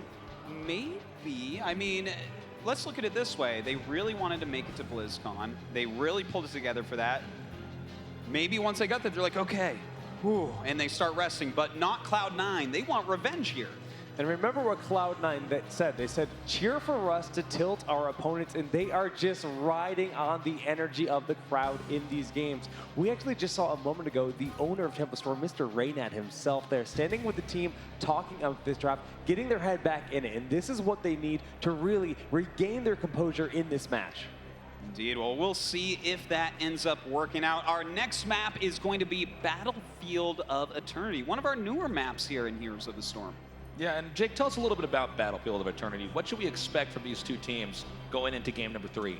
So on Battlefield of Eternity, there's a lot of priority on heroes like Abathur because of the power of the soak that you can get and still have presence over the fight on the Immortals. At the same time, vision is crucial. So Tyrande, again, very popular. Keiwan Pro, we've seen him play him quite a bit. Zagara with the creep spread, also very popular. So maybe we might see Kaeyoh pick up Zagara. I don't think Tempo's played Zagara at all in this grand finals. Before we go any further, we would like to thank our sponsors at Gigabyte, NVIDIA, and Totino's Pizza Rolls for their support. Because without support like that, I mean, we wouldn't have great events like this. Sponsors, very, very important for esports, absolutely. And we're getting very close to going into this draft here. So before we do that, though, we've had some interesting compositions here. We saw the Butcher comp disaster.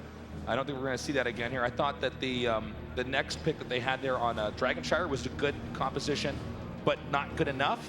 The Cloud9 just outplayed. Is there any kind of different comp, Jake, that you would be expecting to see here on Battlefield of Eternity, maybe from Tempo Storm, that they could use to engineer a comeback? You know, I don't think it was a compositional loss at all. I just think they got outplayed by Cloud9. Okay. And I just think Tempo has to stick to their guns. Now, here on Battlefield of Eternity, Tempo Storm will likely go for a lot of just safe pressure with those ranged assassins. Try to just not get too far behind in the early game and just beat Cloud9 with those with the strong late game decision making that they are so very known for. Well, we'll see what they end up taking and banning out in a moment here. By the way, guys out in the crowd, you have been amazing so far. Thank you for coming down this weekend. Yeah, this has been a lot of fun. Really cool. You know, Heroes of the Storm is obviously still in its infancy as far as being an esport, so it's really exciting to see this game grow and develop, the meta change, and we all continue to learn more and more about it. But enough about that. Actually, for bans here, Abathur ban and Zeratul ban. I love it. I love the Abathur ban because of how strong it is here. Yeah, Abathur definitely can be very strong, soaking one of those lanes, helping to get that push on, and just being so mobile because there's so many fights in the center. And this is the first time they're denying that Earth through pickup on the side of Cloud9. This is a big deal for Tempo Storm. They're going to feel confident and comfortable with that pickup, and Zeratul's not going to be an option for Cloud9 either, but they still have the option to play Tyrande, who has been a big playmaker in their success. Certainly has been. Tyrande, I've been so surprised at how popular she's been, but first pickup gonna be Jaina here for Cloud9. Yeah. Good prediction there. Yes, Jaina will be going there first. And the question is now, what do they pair with Jaina for this opening? I mean, it's so important, this process, of the match, because whatever you're picking, you're also denying to the other team, but at the same time, you're also revealing more information about what kind of team composition you might be going for. Well, Tyrande is that second pick. You know, this hero has just been highlighted, its strength here in this tournament. You almost have to wonder why the other regions around the world really aren't using her as much. I actually find it very questionable. I mean, for the Alliance here, you've got Tyrande, you've got Jaina, but Tempo Storm, they have Uther, so a lot of representation. We're going to see things mixed up here as Leoric, the Skeleton King, is picked up. Yeah, not a big surprise here that we have Leoric. Just such a strong hero, one of the newer heroes in Heroes of the Storm. So they have their warrior, they have their, well, maybe one of their warriors, I should say. They have their support, and now we're going to have Kaeyoh. All right, getting that range damage that they really do need. Don't forget, you're going to be fighting a lot around those Immortals that do a lot of stuns, so see how that goes. Some nice signs out in that audience. I love the cheerfuls here. I mean, it makes esports so much more fun, but now it is time for the second ban phase. And Sonya, the respect of that hero, will remove her.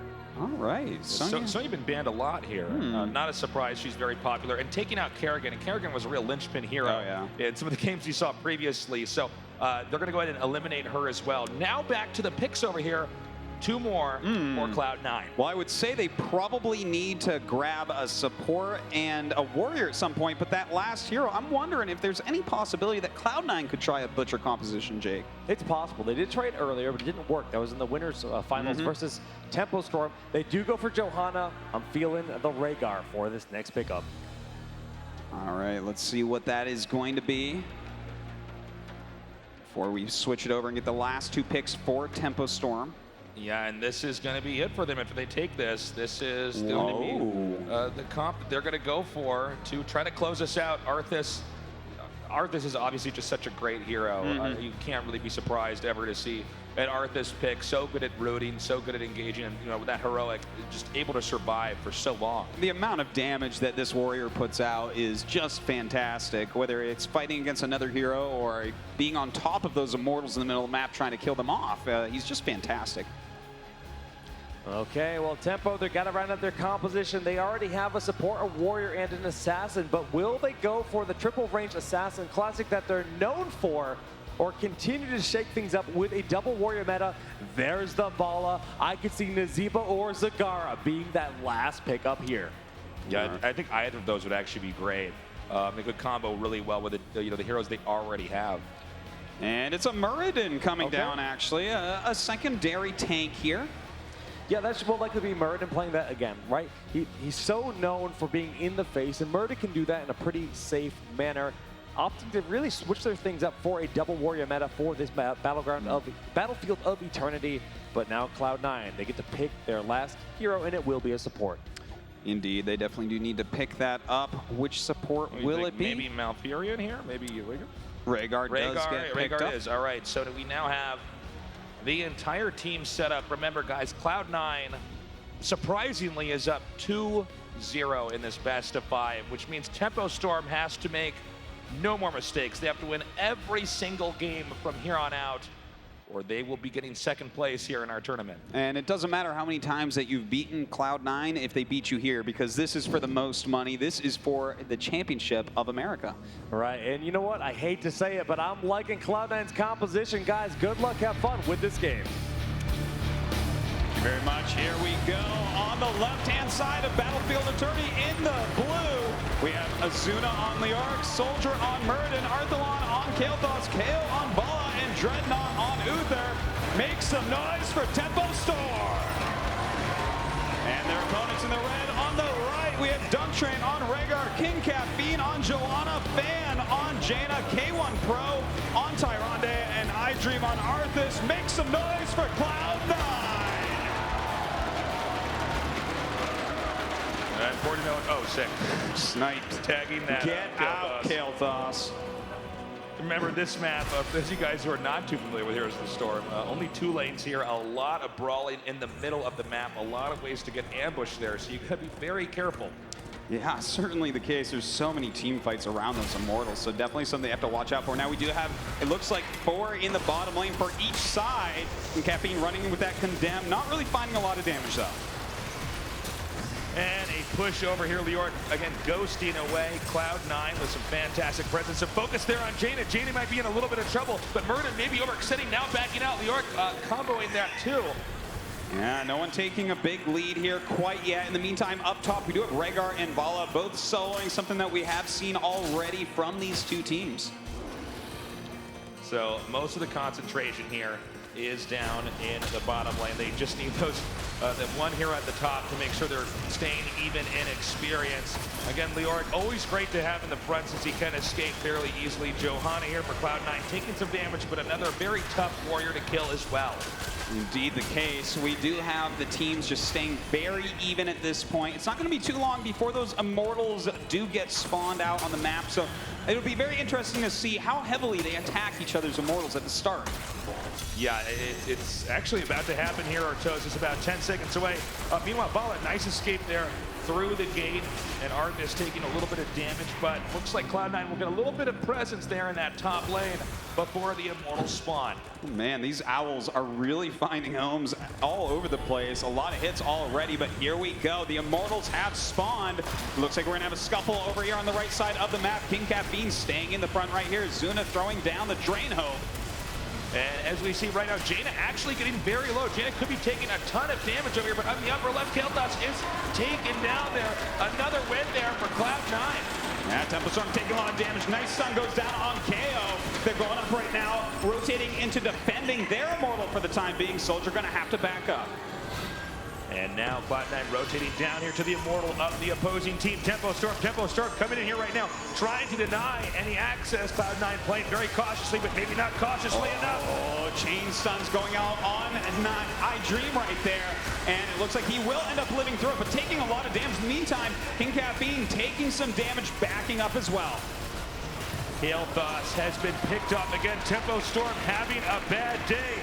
The Immortals both barely even in health. That could change very quickly if a team fight comes out on top here for Cloud9 or Tempo Storm.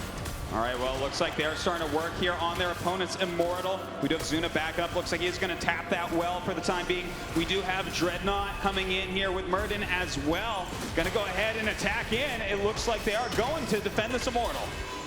They are coming down here. Note the caution here by both teams. Jaina there in the front to soak possible damage. Meanwhile, Jaina actually up here at the top dealing some damage. They're battling a little bit of trouble. Arthas coming down right now, and a lot of damage. They're just going down. Another takedown.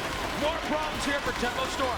Looks like we do have Arthas getting taken out as well. We have Zuna Wraith walking forward, trying to get this damage on Fan, getting out of the way, but a lot of damage on DunkTrain. He does have that living bond on him as well, but they take down Zuna on Lior. Soldier falls as well. Just barely Uther managing to dodge that crossbow. This is going to be a great moment here for Cloud9 to come in and try to do as much damage to that Immortal, ultimately leading to a very strong lane push. Looks like right now Arthelon actually going for DunkTrain. Does not get him with that living bomb. Keiwan Pro in the meantime taking a lot of damage. His self-heal is real though and lives for a moment, but Kaeyoh dashing forward for the kill. And now concentrated down here at the bottom Immortal. The blue Immortal of Tempo Storm is Cloud9 beginning to back up. The rotation has happened, and now the armies are going to have to get resituated. All right, well, it looks like we are going to have a Cloud9 coming over here and really powering down this Immortal so quickly. Soldier coming in, Zuna as well, trying to defend it, but it's so low on health. I'm not sure how long they can keep it alive. It's so low. I think it's basically impossible. Cloud9 just has to be continue to just stay in control here. At this point in time, the Red Immortal will just simply beat the blue one, even if they both continue to not touch them. Tempo Storm trying to just see if Cloud9 maybe will overextend. Cloud9 playing fairly conservatively, but Jaina in a little bit of trouble here. Jaina stunned. Oh, beautiful stun chain there. Fan does get popped. In the meantime, a stun does come down on Dreadnaught. Stay alive. King Caffeine falls. Some great moves here by Tempo Storm. Really nice play there by Tempo Storm. They needed something like that to start coming back in this game. Also, we have Tyrande actually taking a little bit more damage. Gonna go through the gate and barely escape. The self-heal helps her once again here. But in the meantime, we have Arthas trying to finish off, and Arthas does succeed, but will pay with his life. Evil wins this time, Artosis. And we're gonna have a lane push over here in the north lane. And, you know, this is not, I mean, it's definitely impactful, but it's not huge here, right? It's just a slighter, a slight advantage right now for Cloud9. Lanes fall apart pretty quickly on this map since there's only 2 of them. Indeed they do. Well, the Immortal pushing forward, hitting into these walls, into these turrets as well. We do have King Caffeine coming up here as well as Fan. A couple of the heroes are down bottom, still soaking, but really that's just because this is the first Immortal. The fort under pressure now. Another takedown as Uther is out. At the same time, though, we do have Arthelon taking up damage as well. But Johanna actually in a lot of trouble right now. Ooh, a nice turn right now by Tempo Storm, doing an absolutely fantastic job. Fan taking lots of damage. Nice body blocks there by Zuna, and it looks like Fan will fall. Beautiful play back there. Tempo Storm, they could be engineering a comeback here. They are playing pretty well. Cloud9, though, not far behind them right now. By the way, great job there by Tempo Storm keeping that fort alive. That's pretty critical, especially when you're down this many games in this match.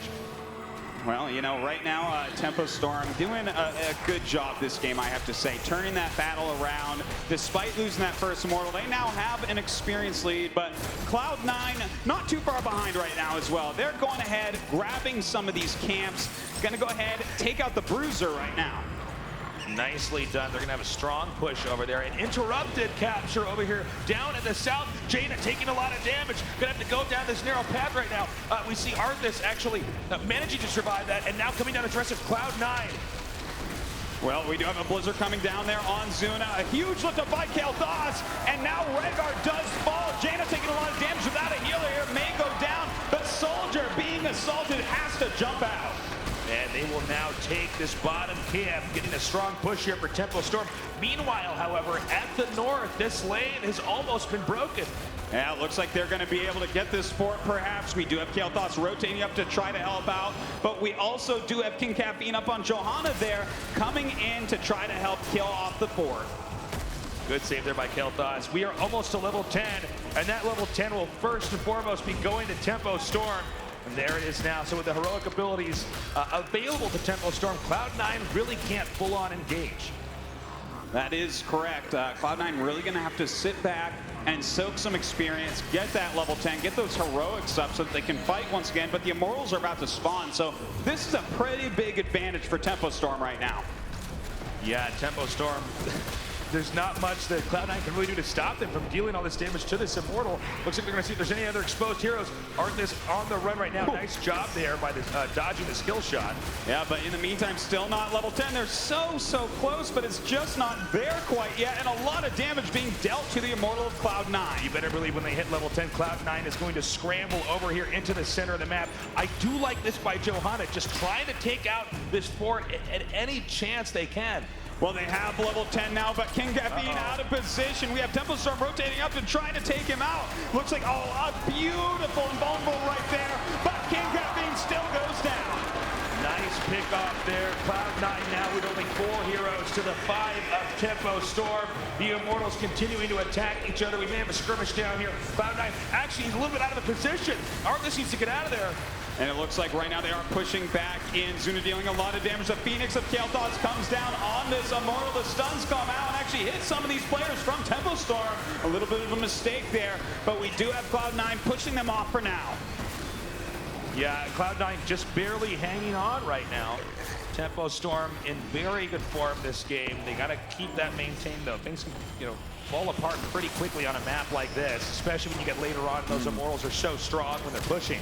Well, right now, Cloud9 going after the Immortal of Tempo Storm. Tempo coming back after they did heal up a little bit here, pushing them off. They are going back.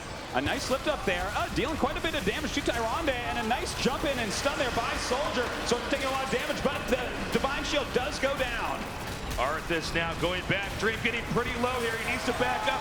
Jaina actually could be in a very bad spot as well. They've isolated Jaina. Jaina getting so low. And we have a takedown there. Beautiful play by Tempo Storm. Arthas still on the run. And another takedown.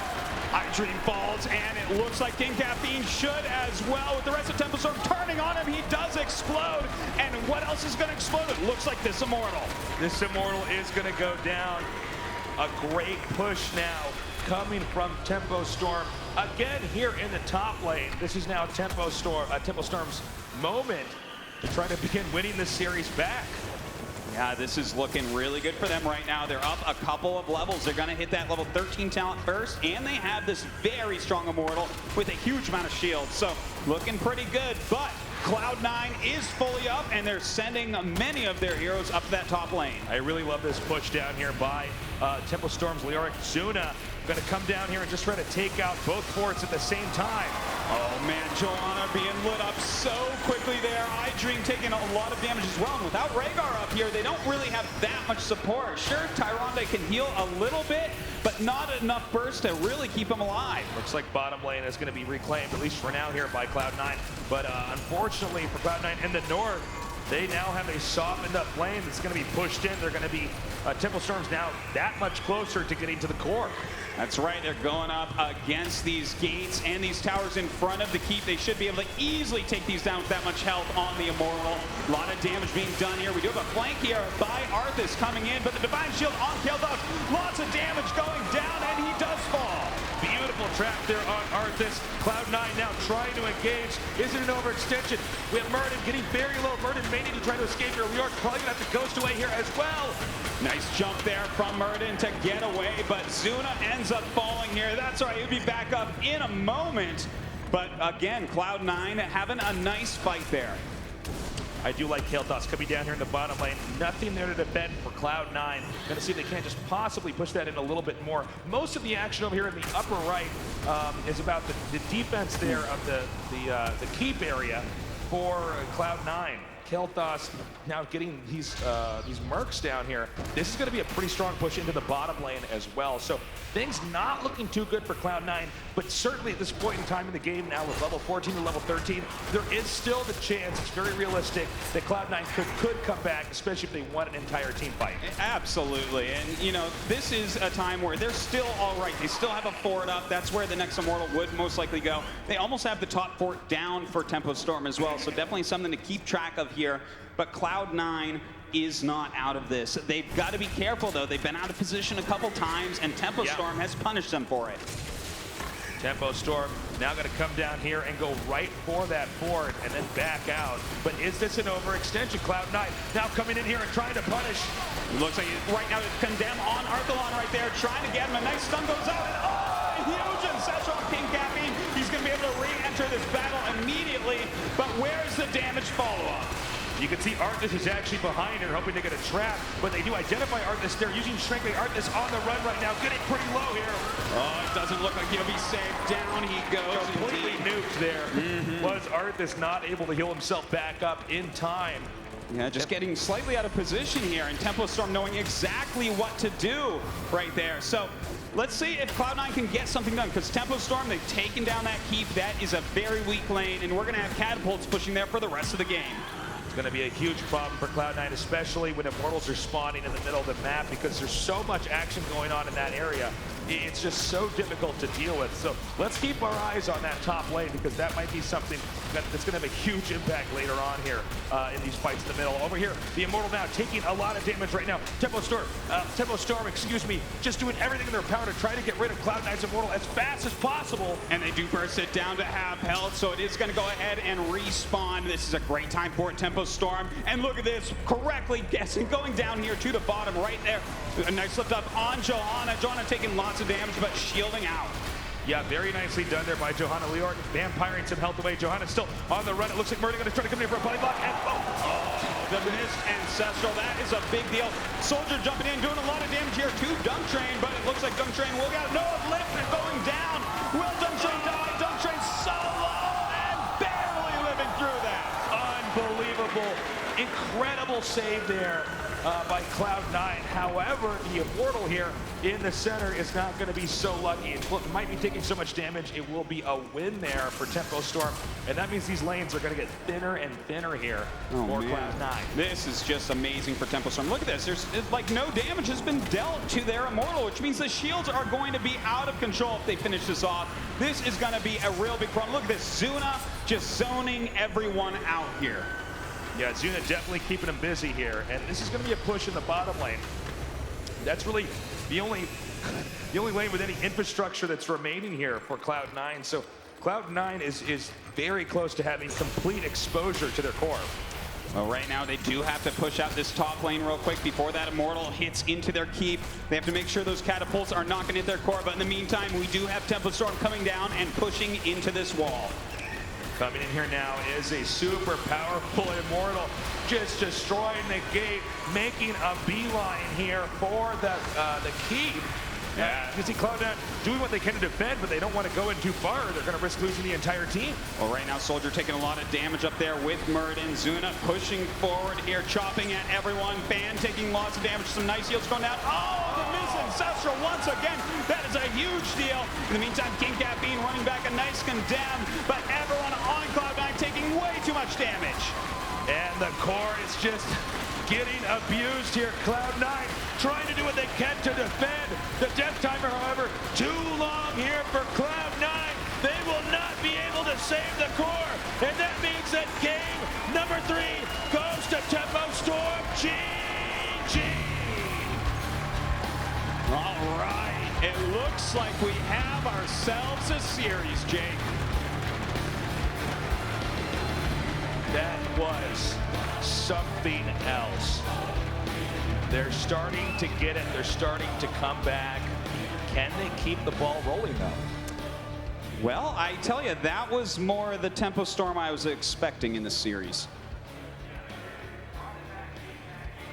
Looking wonderful in this matchup, Tempo Storm shrekking their opponents in game number 3. And honestly, there wasn't really just one key moment that lined that all up. It was all about just consistency. They played safe, they played fast, and they didn't get over-aggressive or overconfident in any of these engagements. They just played clean and cool. It is important to note that that map is really different from a lot of the other maps. It's a 2-lane map. There's a big open area in the center, so I guess that played to Tempo Storm's strengths. Do you think, Jake, it had more to do with the team comp, or was it simply the execution when the game actually started? All execution, man. They got their game back together. They just kind of rallied together. You saw that huddle they had before the match, and it did something for them because Tempo Storm, they are here and they're here to win. All right, well, does this momentum now switch over to Tempo Storm? Is Cloud9 going to say, oh my god, we were so close to being the champions, winning all this money, finally defeating a Tempo Storm in a giant tournament, but now they just shreked us? I have a feeling that we're going to be going to Sky Temple, and if that's the case, this is where Cloud9 is very dominant. That's going to make things hard for Tempo Storm if that's the case. Well, I guess we'll be going to game number 4 soon. This has been a really incredible series so far. Maybe Tempo Storm actually manages to come back, or maybe Cloud9 wins in a huge upset. We're going to go to a quick break. When we come back, we'll be going to game number 4.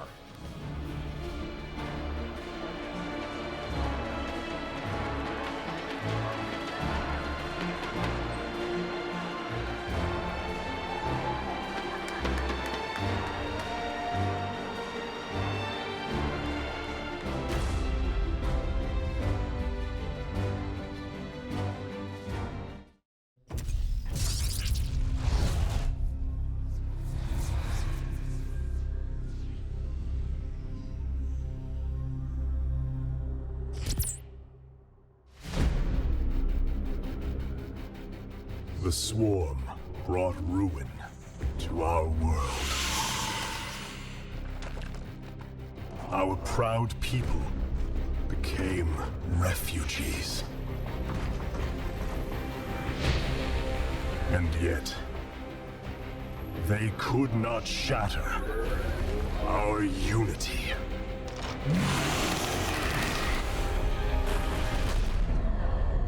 For we are bound by the Kala, the sacred union of our every thought and emotion.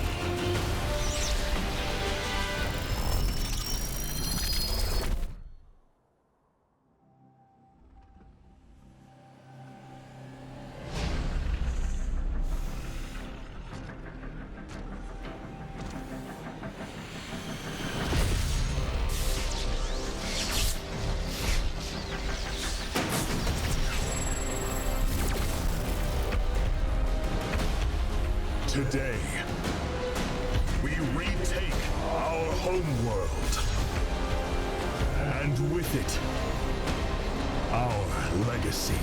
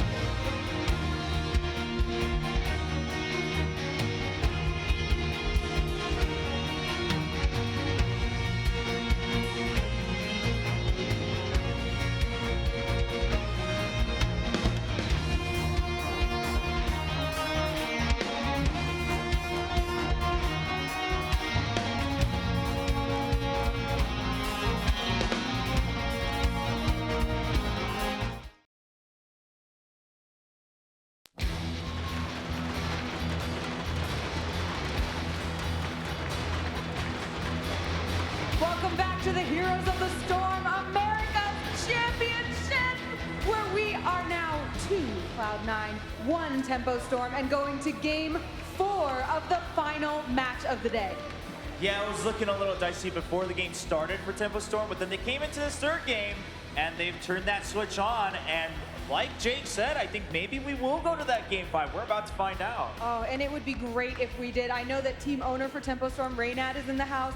Came and I heard, gave them a little bit of a pep talk, and we saw a Tempo Storm that was much more recognizable in that game. Yeah, and as the commentators have been mentioning, it depends on where they're playing, what's going to happen in game 4. Of course, first we'll need to check out the draft too. So for all of this, let's go back to our commentators. This has been an absolutely fantastic day here. What's funny is it's always these guys in the finals, but it never looks quite like this. This has been pretty exciting. I couldn't have hoped for it to go a better way, except for, like, let's go to game 5, right? Yeah, I mean, that's the dream. I said if it was a good start here for Cloud9, it probably will be a game 5. But they're both of these teams are looking impeccable right now. Tempo Storm really bringing it back, rallying together, and I hope they can do it. I got to say, I'm really excited to get into game number 4 here. But first, let's go ahead and take a look at yesterday's recap of what actually happened throughout this tournament.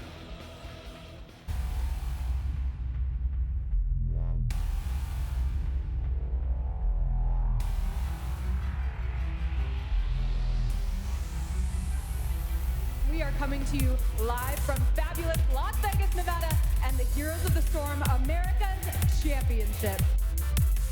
These teams, they've been going at it all summer in a number of tournaments. And now the top 2 teams from this competition will be moving on to BlizzCon. Game number 1, Furious Gaming against Complexity. As the fight continues right now, Complexity controlling the bottom tower. It looks like right now we do have March of the Black King going through everyone. In the meantime, Sonya way on the other side does get taken out there by Arthas. Well done by Complexity. GG. Oh, this should be the last battle of the game. We do have Divine Shield going down. Nubarak, he is diving in once again. That will be the end of this series. GG. They're looking like they're ready to win this tournament, Jake.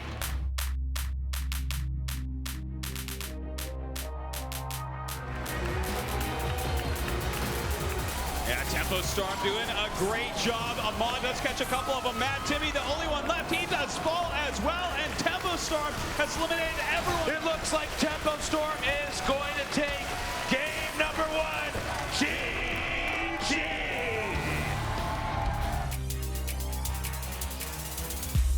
These teams are fighting for their lives. They want to represent their respective regions. They want to go to BlizzCon. the big matches. Cloud9 looking to be the favorite. Immunity trying to challenge us. Let's get some noise in here. Just barely getting out of there, dodging the Howling Blast, but the Giants and Web Reavers are really shredding through these walls. The combo from Kerrigan, just barely, not enough. The Death Coil does get the kill. Game number 1 goes to Cloud9 in decisive fashion. GG! Cloud9 moving into this series. They know they want to qualify for BlizzCon. This is the hottest rivalry of the Heroes of the Storm America's Championship. I mean, I don't know if anyone's going to be able to stop Tempo Storm. Everyone was talking about, oh, maybe they're a little bit complacent. So excited to get this started. And it's got to be Abathur. Cool. Wow. Taking a lot of damage at the moment and does go down. Wait, he actually manages to get over there and come in now. Beautiful play as the Dragonite now pushes forward into the mid lane. Tempo Storm just targeting down this core. It doesn't look like there's enough damage to stop him. And it looks like game number 1 is going to go to Tempo Storm as the core goes down. GG! Wow. What a game. What is this now? 45-1 for Tempo Storm? I don't even know I don't know the percent of that, guys. What is it, like 98%? Kind of leaning a little bit towards complexity. All right, Howling Blast was whipped here, and that's a lot of damage going off on Hospital. He will end up falling very quickly in this fight.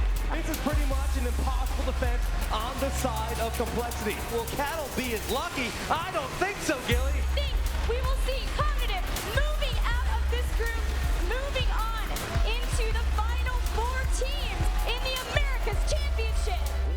Congratulations to Tempo Storm and Cognitive, who will be moving on. We will see which teams rise and which teams fall, and who will be our final 2 America's teams that will be heading to BlizzCon and the Heroes of the Storm World Championship.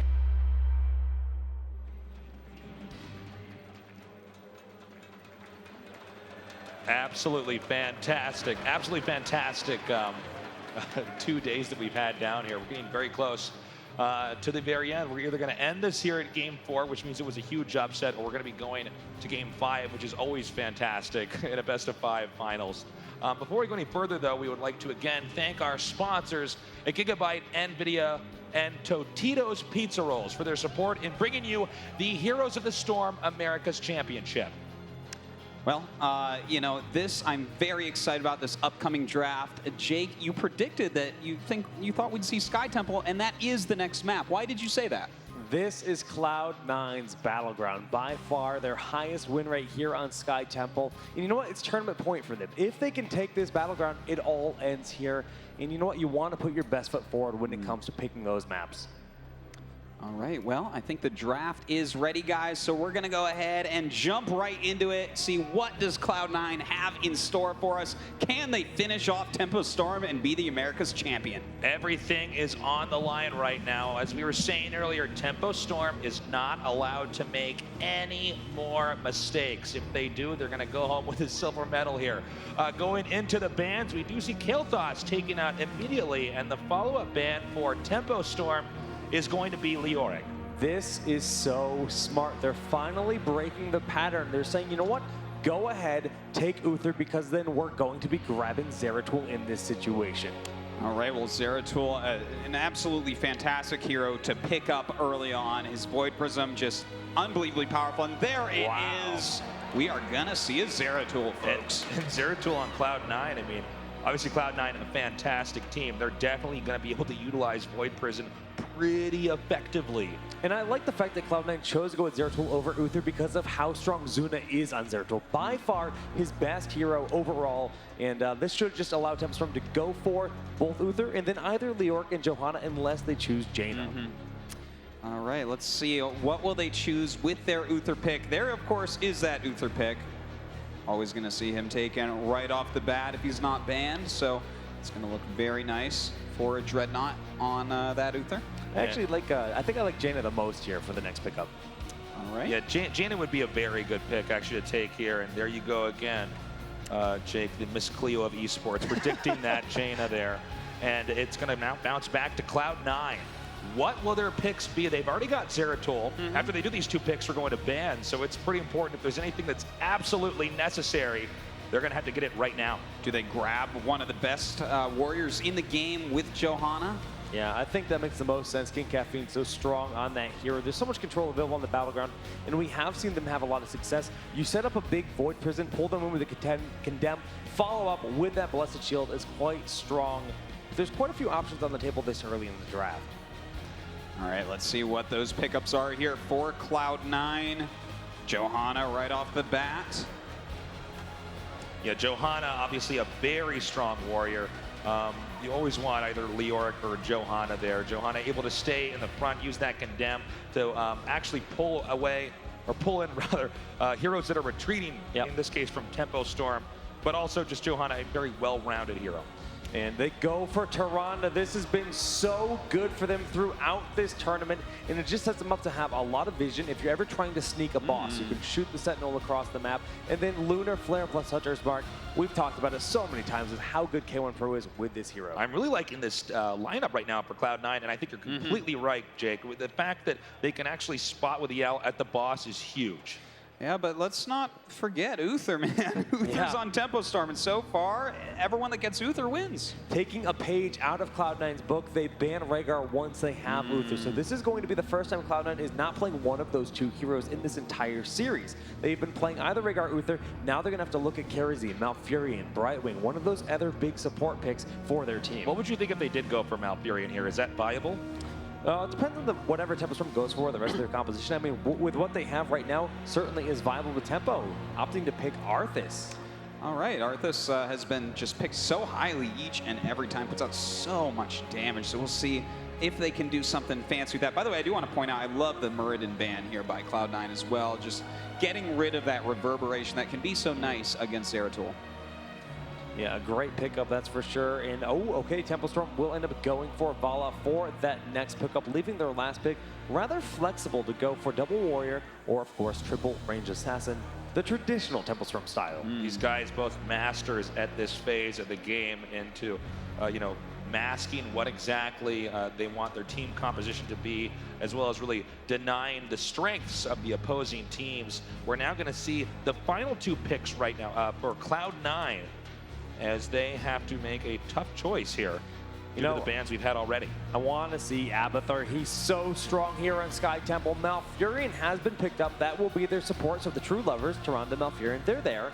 But Abathur, I'm feeling it for that final pickup. Yes, indeed. Tasos and I are here as well, so it should be good times. Illidan being picked up as that final pick. Wow, an Illidan pick. This is really interesting. We've seen some Illidan plays here, but a lot of times they're not too much success. But this Illidan comp's a little bit different. Normally we see Illidan comboed with Abathur. And the other crazy thing is here is it's double melee assassin. It's Illidan and Zeratul. So this is very uncommon. We've seen it in the past, and it has been successful in the past. This is going to kind of force Tempo Storm into another frontliner. They need the peel for Vala and Jaina in the back. All right, so who do they pick for that frontliner then? Standing out as a Nuba rack for me, Tyrael would work as well because when Illidan dives in, you can Judgment to lock him in place. Sanctification is a style that we've seen in the past too. Not as common here in North America though. Indeed, I would love to see that pick up. What will it be this final hero? Sonya! All right. Okay. Sonya been just so popular this weekend as well. Now, we could cover this just briefly here. Sky Temple, the map that we're on, this is a pretty interesting map. It's a map where you don't actually ever have to go to the opponent's core to win the game. You never necessarily have to go there. You can just control the temples there and have them activate and fire down enemy defenses. So that means for both these teams, they're going to have to be very solid at fighting in open territory. You can't just rely on defenses or play a turtle-y game. That's right, and I'm very interested to see how that is actually going to work out between these two lineups, because we have those two absolutely fantastic range damages coming out for Tempo Storm with Vala, with Jaina, but of course the Zeratul Illidan being able to jump on top of them. Who do you think won this draft? It's so hard to say. It's going to be very reliant on the big Void Prisons from Zeratul in this matchup. I'm feeling it for Tempo Storm. This stylistically feels a lot like the way they like to draft. So as long as the Sonya execution is there, I think they have it, and we're going to go to Game 5. But Cloud9, they certainly have the power to end it here. All right, guys, we are now ready for game number 4. So let's make some noise. This is the finals with Tempo Storm against Cloud9.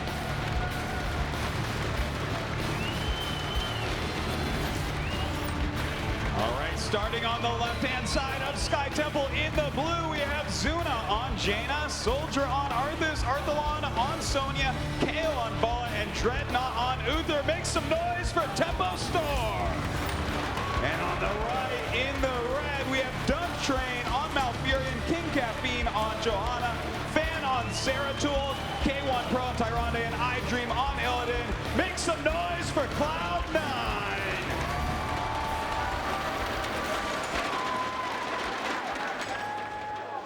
All right, we do have Tempo Storm and Cloud9 now going to have a small engagement here in the center. And it looks like we shouldn't have any takedowns here just yet. Cloud9 going to go ahead and back up now. Yeah, looks like a nice route going down there on DunkTrain. He's going to have to back up for the time being. Now, it'll be interesting to see how they do spread these lanes out. Looks like Illidan and Zeratul making their way to the bottom, maybe looking for a gank down there. In the meantime, Tempo Storm going to go ahead and clear out that middle lane with ease. Yeah, they're going to be soaking for experience, at least for now. Remember, the first two temples that do appear is in the top and in the center. And oftentimes we see this as a trade. Usually one team takes one temple, the other team takes another.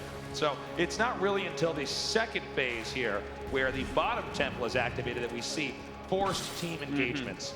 That's quite right. Of course, they could fight for it a little bit, maybe some quick rotations getting in there, but also you've got to be careful. If your opponents are soaking more lanes than you and you're wasting time trying to get just a couple extra shots, that could work against you. Well, as you can see now, Zeratul going to go ahead and get that watchtower, although this shouldn't be lasting for too long. Tempo Storm now reclaiming this. Temple's activating in 5 seconds. We'll see if there's anything crazy that happens here, but usually this is one of the more tame parts of the game here on Sky Temple. I gotta say, I kind of like this. We saw Dreadnaught actually trying to get a few free shots up the top before DunkTrain came in and got rid of it. But it looks like we do have a split temple scenario here, which is pretty much what was expected. As we can see here, both temples are being activated. This is what I was talking about earlier. This is a map you don't actually have to go to the core to win. You certainly can. You're at liberty to do that, but there's nothing that requires you to do it. You can just stay back and play the map objectives, which means the team that gets behind has a very tough spot because they're forced to either engage or possibly continue to get further and further back. Well, as of this moment, we do see Cloud9 with a slight lead here. Not a giant deal, though. All the members of both teams kind of spreading out now, trying to get a little bit more experience, but it looks like Soldier taking a lot of damage there, just barely getting away. Yeah, going to tap the well there, so it'll be a little bit longer before Arthas will be able to heal up anymore. Skirmishes going on throughout the map here as we're seeing both teams be very diligent about making sure that the lanes are being soaked properly as far as experience goes. A minor lead right now for Tempo Storm, but that could change very quickly with a takedown or two here from Cloud9. Well, we do have Tempo Storm immediately taking these top bruisers. It'll be cool to see, do they cap it right away? I think they will, since Zeratul's on the map. You can never know really where he is because he is cloaked so often. And in the meantime, we do have that bottom siege camp being cleared out by Cloud9. Well, this is going to be a solid push up here at the top. You already see Tempo Storm really on top of getting all these mercenary camps. I believe we do have a capture over here as well for Cloud9, but Tempo Storm seems to be just a few inches ahead here from their opponents, Cloud9.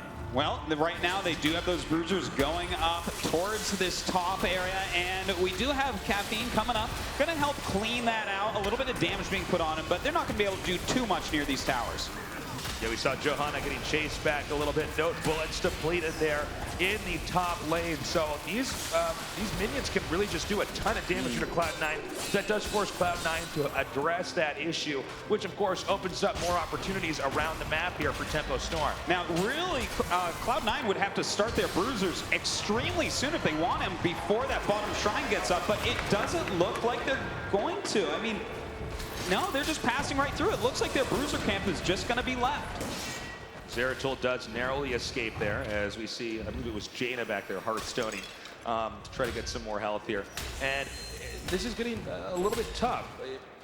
Right now, it's 7-7, very, very even, but now is the bottom shrine, and this is really where this map picks up. Yeah, in a few seconds it's going to be ready, and that's where we're going to see if these teams are forced to actually engage each other. Indeed, and already we're going to have Tempo Storm getting into position here. Malfurion and Zeratul are a little bit further up for Cloud9, so they're going to come down, but Tempo Storm has that defensive position. It's Cloud9 that has to walk into them. And Cloud9 is going to try to push that level 7 to level 8 right now. Tempo Storm may end up getting cut in half here. Cloud9 can position properly. Tempo Storm now going to go ahead and push back here. Well, it looks like right now Caffeine trying to push in. We have Sonya up there in the front, missing her Ancient Spear.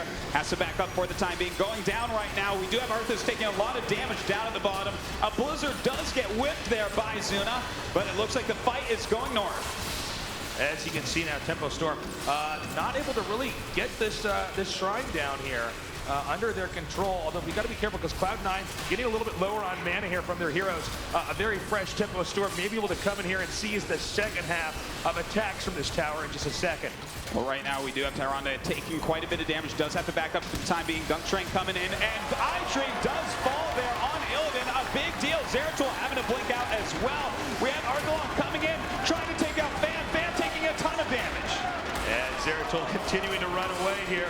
But he might actually, nice dodge there by Zeratul, making a quick right-hand turn so that Frostbolt would not connect. By the way, level 10 almost up here.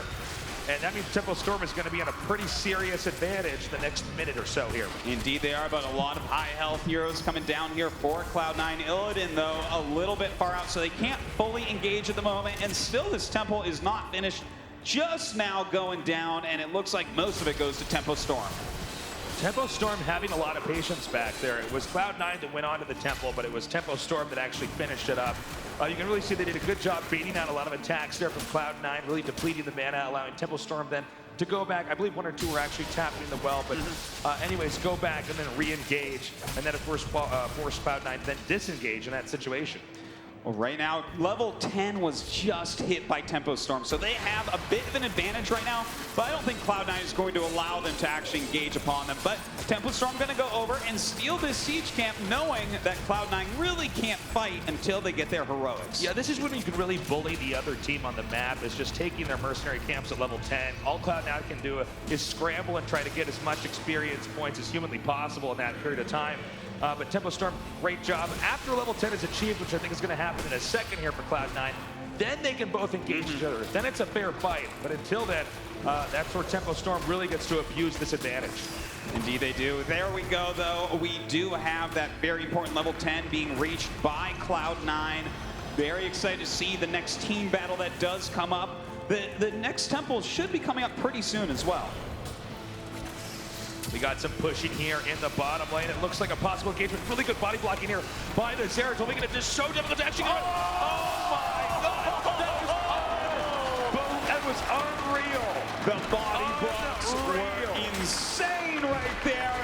Oh my God, Dreadnaught even using on himself the Divine Shield, absolutely not able to get out of here, and it looks like Cloud9, after that pickup, will go after the boss. And Tempo Storm in no position to contest. The boss will go down as the shrines will activate.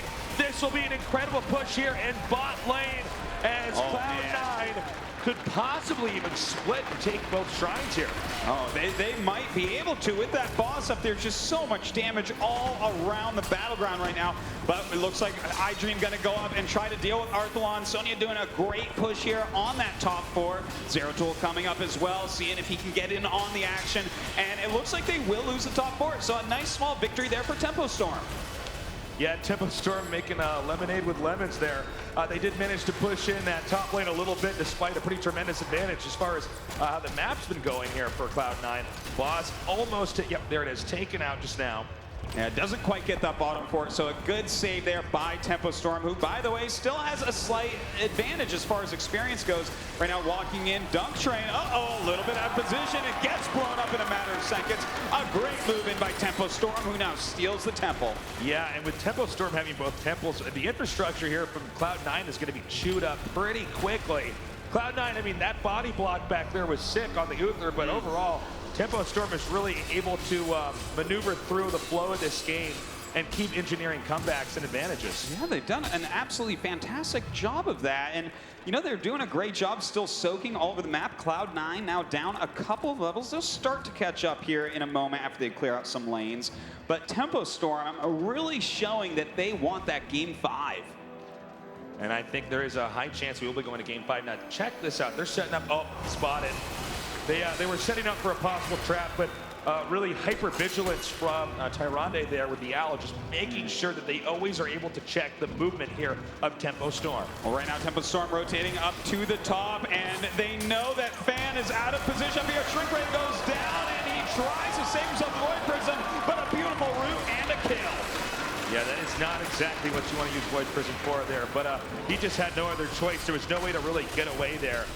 We do have, I believe, what's going to be Johanna, yes, coming in here from behind, attempting to make at least the threat of a potential sandwich up here, possibly making Tempo Storm then maneuver back a little bit. Yeah, Tempo Storm does end up backing out. They don't want to overcommit here. They've got the advantage. They've killed off all of the forts of Cloud9 already without losing any of their own. So they're doing a fantastic job. No reason to throw that away. Tempo Storm now going back, level 15 to level 13. Just cleaning up any available map objectives they can. We see here the Siege Giant's going to be used to push pretty heavily down there. Cloud9 sneaking up. It looks like they had somewhat of it. No, that's actually a spotter, excuse me, not an ambush. But they're setting up, and now they're going to see, will Cloud9 engage? No, in fact, Cloud9 goes ahead and backs up, rotating to the upper east side of the map. You know, this is tough. They're making a gigantic push down in this bottom lane. We're going to have 4 Siege Giants pushing the lane, and in fact, all of Tempo Storm going over there as well, maybe clearing the path for them. Well, this is a very solid push up here. Cloud9 not able to quite come up with much. This is really a game of little victories here by Tempo Storm. And speaking of which, we're going to have a big battle coming up here right now. Getting too low, a takedown there. iDream gets taken out in a matter of seconds. King Caffeine taken down as well. Tempo Storm pushing now onto the keep. Oh, a nice stun and a room onto Mouth. He falls also. Fan comes in. Too little, too late though. All at once, Tempo Storm goes for the jugular. An insane push here with 4 Siege Giants moving to the south. Top lane is softened here for Cloud9, although I do question how impactful that will truly be in this game, where a complete opening in the boss lane for Tempo Storm has been created, giving them unfiltered access, if you will, to the core. Well, you know, Tempo Storm has done a fantastic job taking out that keep, having it. Look at this. Now they have both temples. They may as well be Temple Storm at this point, taking down these other keeps quite a bit as far as health goes. As you can see, guys, we've had people voting in. 63% of you think that Cloud9 can take it. Although it might be tough for them to do it in this game, but hold up here. We have Arthas actually in a lot of trouble right now. Good VP down there. And you can see Arthas just narrowly escapes. A good engagement by Cloud9, but they didn't seal the deal. They didn't get the takedowns they needed. Yeah, that Army of the Dead doing a great job there for Arthas. In the meantime, we do have Fan jumping in. Nice ice block going down on Jaina. A nice root on Illidan. Illidan blows up in a matter of seconds. King Caffeine taking a lot of damage. Arthelon in the chase, jumping ahead right now, going after Tyrande. Sonya still in pursuit over here. Another takedown there as Johanna is no more. Mounting up as Cloud9, retreating as quickly as they can. In pursuit is Tempo Storm. Tempo Storm going to go ahead and clean this lane out while finishing off that Temple. An absolutely fantastic engagement, a 1-for-2 trade, something Tempo Storm would love to do for the rest of the game. Well, with these Temples in control, any more fights that occur here from Cloud9, I think if they lose, I mean, that's just the end of the game. We have to go to game 5. I mean, this map will end eventually, as you know, the longer it goes on. You can't have 2 teams playing defensively. One eventually just gets on top of the temple, and there's just nothing the other team can do about it. This is interesting. Cloud9 actually going to try to sneak the boss in here. Remember, if they can carve their way through the bottom lane, the rest of the infrastructure for Tempo Storm wouldn't matter. That might be one way they can make a comeback. Now, let me say, we don't have Starfall up and we don't have Void Prism up. So if they came in right now, they might be able to stop them. But Cloud9 bursting out this boss so quickly. We see the heroic thrown out by King Caffeine to stall them out, and bam, they get the boss. A risky play, but it pays off. Cloud9's boss going to push through the bottom lane. It's level 19 to level 16, so this is a pretty incredible difference right now as far as the strength of both teams. Cloud9, though, with the boss in the front, taking damage. Looks like they're very interested in possibly pushing through here and cracking the fort in the bottom lane for Tempo Storm. All right, well, Cloud9 finally gaining some edges here, finally gaining a small advantage, but they're eventually going to have to go back and clean out those lanes. The catapults are pushing them, and they only have one keep left.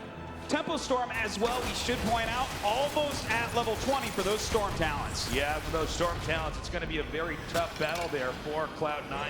I do like the capture of the Siege Giants. Problem is the top lane has pushed in so far. Cloud9 having a Hearthstone back home and clean up this mess. Yes, indeed. Going to have to clean up all of those bruisers. In the meantime, also collecting the Siege Giants down bottom.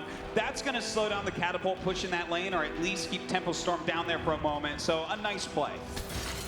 Tempo Storm cleaning up some of the problems that Cloud9 has created for them.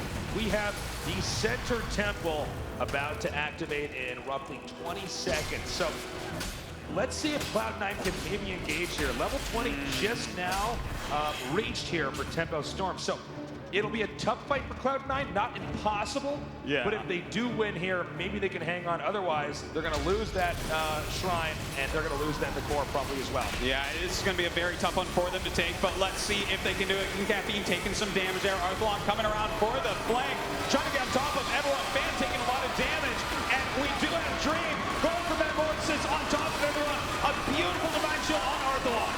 And you see Illidan now on the run right now. Good formation by Tempo Storm, cutting up the team of Cloud9. Our first takedown has occurred. Zeratul does fall. Keiwan Pro looks like he'll be next. The shield goes down on him, but it looks like Arthelon does secure the kill. And blowing up everywhere is Cloud9. One hero remaining. I think they can pretty much finish this game however they choose fit. I think you're right about that. Looks like Arthelon gonna go for the core right now. DunkTrain, the only player left on his team, but Arthelon is going after it. And the core getting so low. There's no way with a death timer this long. It's going to be a win, it looks like here. Even taking the tower. Cloud9 started this out with a 2-0 lead. We are now going to 2-2, going into game number 5. The Tempo Storm has won. GG.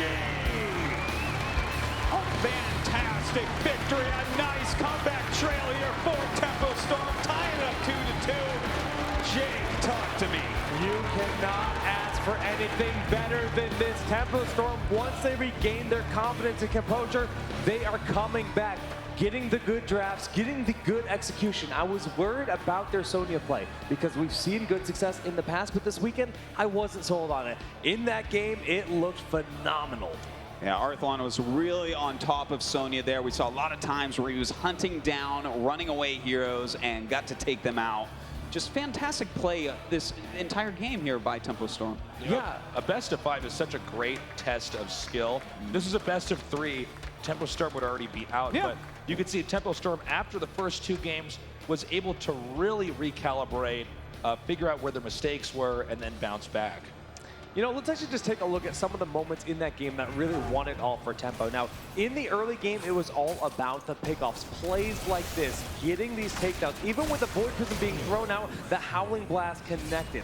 So they got themselves a nice early advantage, and then they pushed forward in the bottom lane at this moment, escorting those Giants with Merklord for the massive push power. Cloud9 tries to defend it, and they get punished marvelously. Arthelon going forward with the Ancient Spirit, tearing them through. They have the Howling Blast for the lockdown. That kind of play, using Merklord, a unique talent that has really been picking up in popularity lately with those Giants for those kind of pushes, forcing engagements out of Cloud9 when they're down a talent tier advantage is just such a smart play by Tempo Storm. Some great rotations all over the place, catching players out of position. I really like the point that you picked up there as well. Zeratul a little bit out of position at the beginning of that battle. Tempo Storm is really back. Are they going to be able to take this home now? Well, we talk about momentum and Heroes of the Storm, and they have it at their side. Crowd, what do you guys think? It's kind of half and half, actually. Here. It's pretty split down the middle there. Well, I guess we've gotten this far. There's only one more game remaining, and after that, we'll be crowning a champion. We're going to go to a short break. When we come back, we'll be crowning the winner here for Heroes of the Storm. Guys, stay tuned.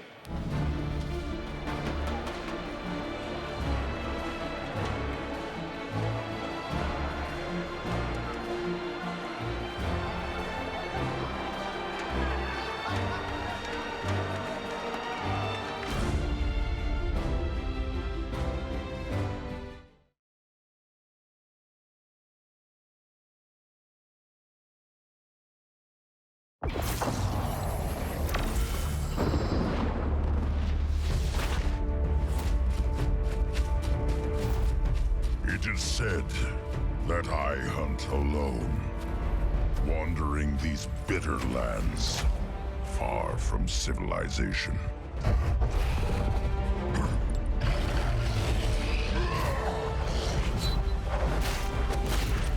But in truth, I hunt with family. One that I hold close. I protect them, and they protect me. I am Rexar, champion of the Horde. And I never hunt alone.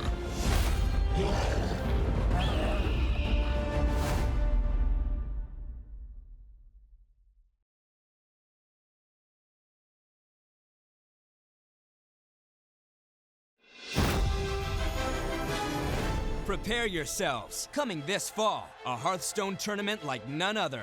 The Collegiate Hearthstone Championship. In a whole new competitive format, teams of 3 from across North America will gather, craft their decks, and work together to be crowned champions. You asked for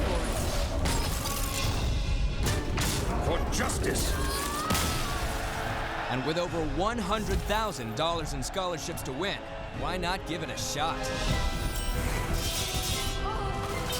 For all the details, check out the link below. So gather your crew and sign up today. And stay tuned for more information about the live finals later this year. One damage away from victory, they bring in Matter Bomber to seal the deal. Now this guy really loves dynamite, Jim. But it doesn't look like it loves him, Bob. He's blown up his own team. 5 for 5, though. Hearthstone, play it free, rated T. The grand return of Annoyatron, and Bob, I wish it would end right now. So this guy doesn't have a sword or anything? He's just, like, annoying? Like looking in a mirror, isn't it, Bob? Oh, this doesn't look good. Like you in a mirror? That's Hearthstone. Play it free. Rated T. Welcome back, everyone, to the Heroes of the Storm America's Championship. And ladies and gentlemen, what a series we've gotten for the finals. In terms of hype, there is nothing better than a match point. And whether you're rooting for Cloud9 or Tempo Storm, this is just about as thrilling as it gets. Yeah, I mean, it started with a 2-0 from Cloud9, and that alone would have been a crazy story if they had a shutout. They got the 3-0, would have been a momentous occasion, but now it's back to square one for both teams. It's down to one single game to see who's the very best here in the Americas region. I know our commentators made some predictions. Now, guys, I want to hear what you have to say about this match point in the finals.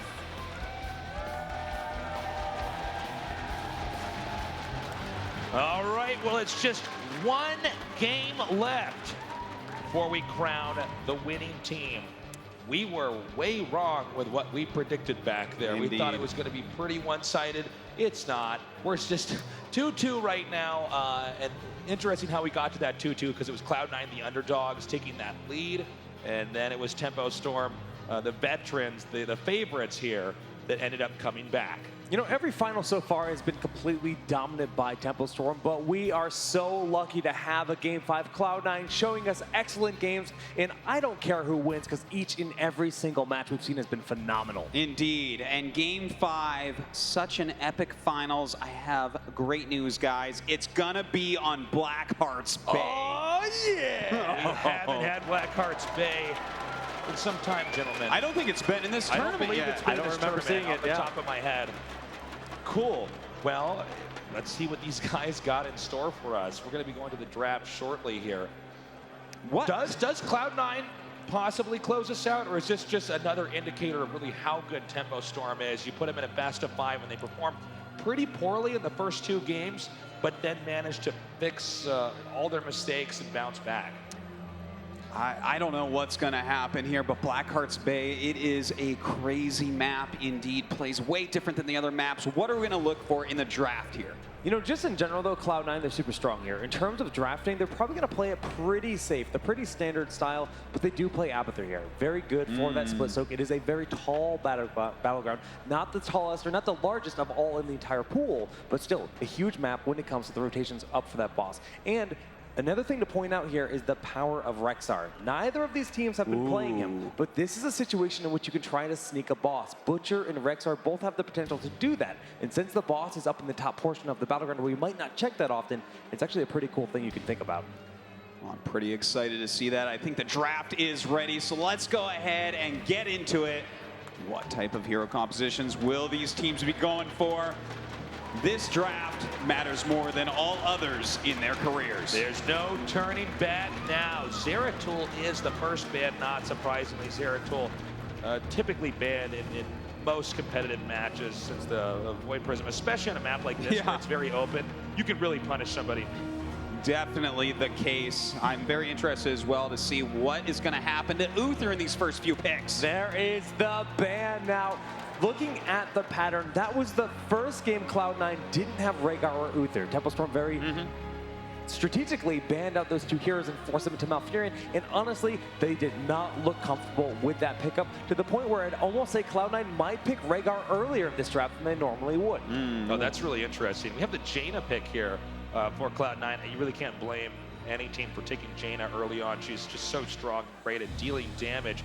Now the question is, what does Tempo Storm go with? They have 2 picks instead of Cloud9's 1 since they're going second here. Well, I wouldn't be surprised to see the Leoric or Johanna coming out pretty quickly here. You definitely need some survivable heroes that can carry those doubloons for you.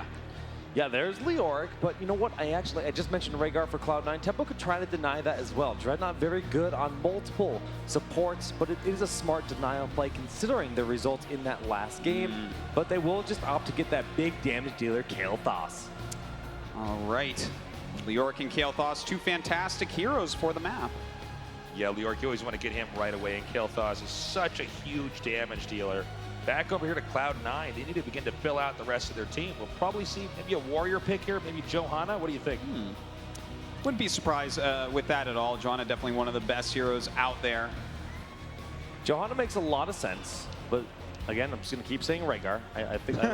Tyrande, yeah. Oh, yeah, sure. That makes sense. We talked about murking and maybe potentially grabbing a boss, but grabbing Tyrande here, well, guess what? It's going to just give them a lot of vision across the battleground. You can shoot that Sentinel across the map, get the location on the enemy team, and know if they're trying to do anything cheeky like that. That's really smart because when they're doing a turn-in, I mean, that's a great one when you can really come in there and punish them. And Tyrande does give a lot of that map intel into the hands of Cloud9. Well, Muradin going to be a pickup very early in this draft as well. Obviously, a fantastic frontline warrior, deals a lot of damage, can get away, has a lot of health, just a great pick. This is a Cloud9 classic, Miranda. They pair Tyrande and Muradin together. The stuns, the early rotations, they're quite scary. And considering that this is Blackheart's Bay, where you can drop your coins if you do fall in battle, just having these early rotations to steal the coins from your opponents is a really strong way to approach this battleground. I really like what you said there, Jake. Also, you got to remember that if you do destroy, let's say, some of the forts in an early lane, this map is so open, this map is huge. It's definitely something where you're going to end up being in a lot of trouble trying to get into a fight or trying to move around. Well, it looks like Kerrigan and Vala going to be the next 2 bans here. Wow. You know, the range damage of Vala, always fantastic. And Kerrigan, well, that's a scary hero for any map. Yeah, especially considering what Cloud9 already has. I think they kind of had to ban Kerrigan in this situation. And the Tempo Storm is going to go for that pick on Rhaegar, followed by Johanna. That is a very strong lineup so far here for Tempo Storm. All right, well, that is 2 of the absolute best frontline tanks, a great healer, and a great range damage that really leaves them open to a lot of picks for that 5th pick. Cloud9 now has to finish up this team composition here. And we are getting so close to going into this. Whatever they pick has to be their absolute best. It has to work. They're not allowed to make any more mistakes. Zakara. Wow, this is actually a great pick on this map because you can use the creep tumors to really get a better idea of where everybody's moving around. Yeah, it's good for denying the rotations of your opponents or getting eyes on where they might be. If you see someone traveling between lanes, they can make that snap call to go in for the kill with Zagara. And the power of the Devouring Maw in these team fights, if you can land a big one, the follow-up will be there. I feel the Malfurion pickup here. The pairing of Roots with Maw would be a great rounding out of this team. Would love to see that once again here. I am loving both of these compositions. Let's see what that final support pickup for Cloud9 will be. And it is Malfurion. Malfurion. Okay. Let's see how they manage to do with Malfurion. This whole game changed when we saw that Uther ban there early on. So there's a few ways Tempo Storm can approach this. They can try to go unkillable with something like Arthas as that final pickup, or a second ranged assassin. With Vala being removed, Jaina not being there, it would have to be Nazebo. And because of this, I'm actually really feeling another warrior. Yeah, I think you're right. I think the Arthas is not a bad pick. But Abathur being picked up. Curveball there. Now, really cool to see. Abathur, he is all over the place. He has the soak available. The hat on these big frontliners, Johanna and Leoric, is just going to make them more scary. Even the Wolf of Rhaegar, a very powerful target to use the hat on. Can't wait to see that split pushing action by Abathur. But I'm very excited as well. Tempo Storm, of course, has Tyrande, that great combination. Tyrande, that's a new version. Miranda, Tyrande, I like all the names. This is it, guys. It's all down to this. Either we're going to have same news, as always, Tempo Storm is the winner, or we're going to have an incredible upset, and it's going to be Cloud9 that's actually going to take this. So, I mean, I'm fine with either one. I never thought this was going to go to Game 5, but here we are. Let's forget all the predictions before. What do you think? Who's going to win this? I got to root for my boys, Tempo Storm. I'm just feeling it here. They have been so dominant in the community for so long, and you know, it just feels right with Tempo Storm being the kings. Tasteless, you really liked a lot of the pickups, especially that Zagara for Cloud9. Can they take this here? I think they can. They did it before. This map's pretty different, too. It's a little bit weirder, a little bit wonkier than some of the other maps, so maybe Cloud9 can exploit that. We'll have to see. Also, our game is now ready to go, so let's get loud, let's get noisy. This is our final game. Tempo Storm against Cloud9. Over in the left side of the map, in the blue, we have Zuna on Leoric, Soldier on Johanna, Arthelon on Kaeyoh on Abathur, and Dreadnaught on Rhaegar. Give it up for Tempo Storm! And on the right side of the map, in the red, we have DunkTrain on Malfurion, King Caffeine on Muradin, Fan on Jaina, Keiwan Pro once again on Tyrande, and iDream on Zagara. Make some noise for Cloud9!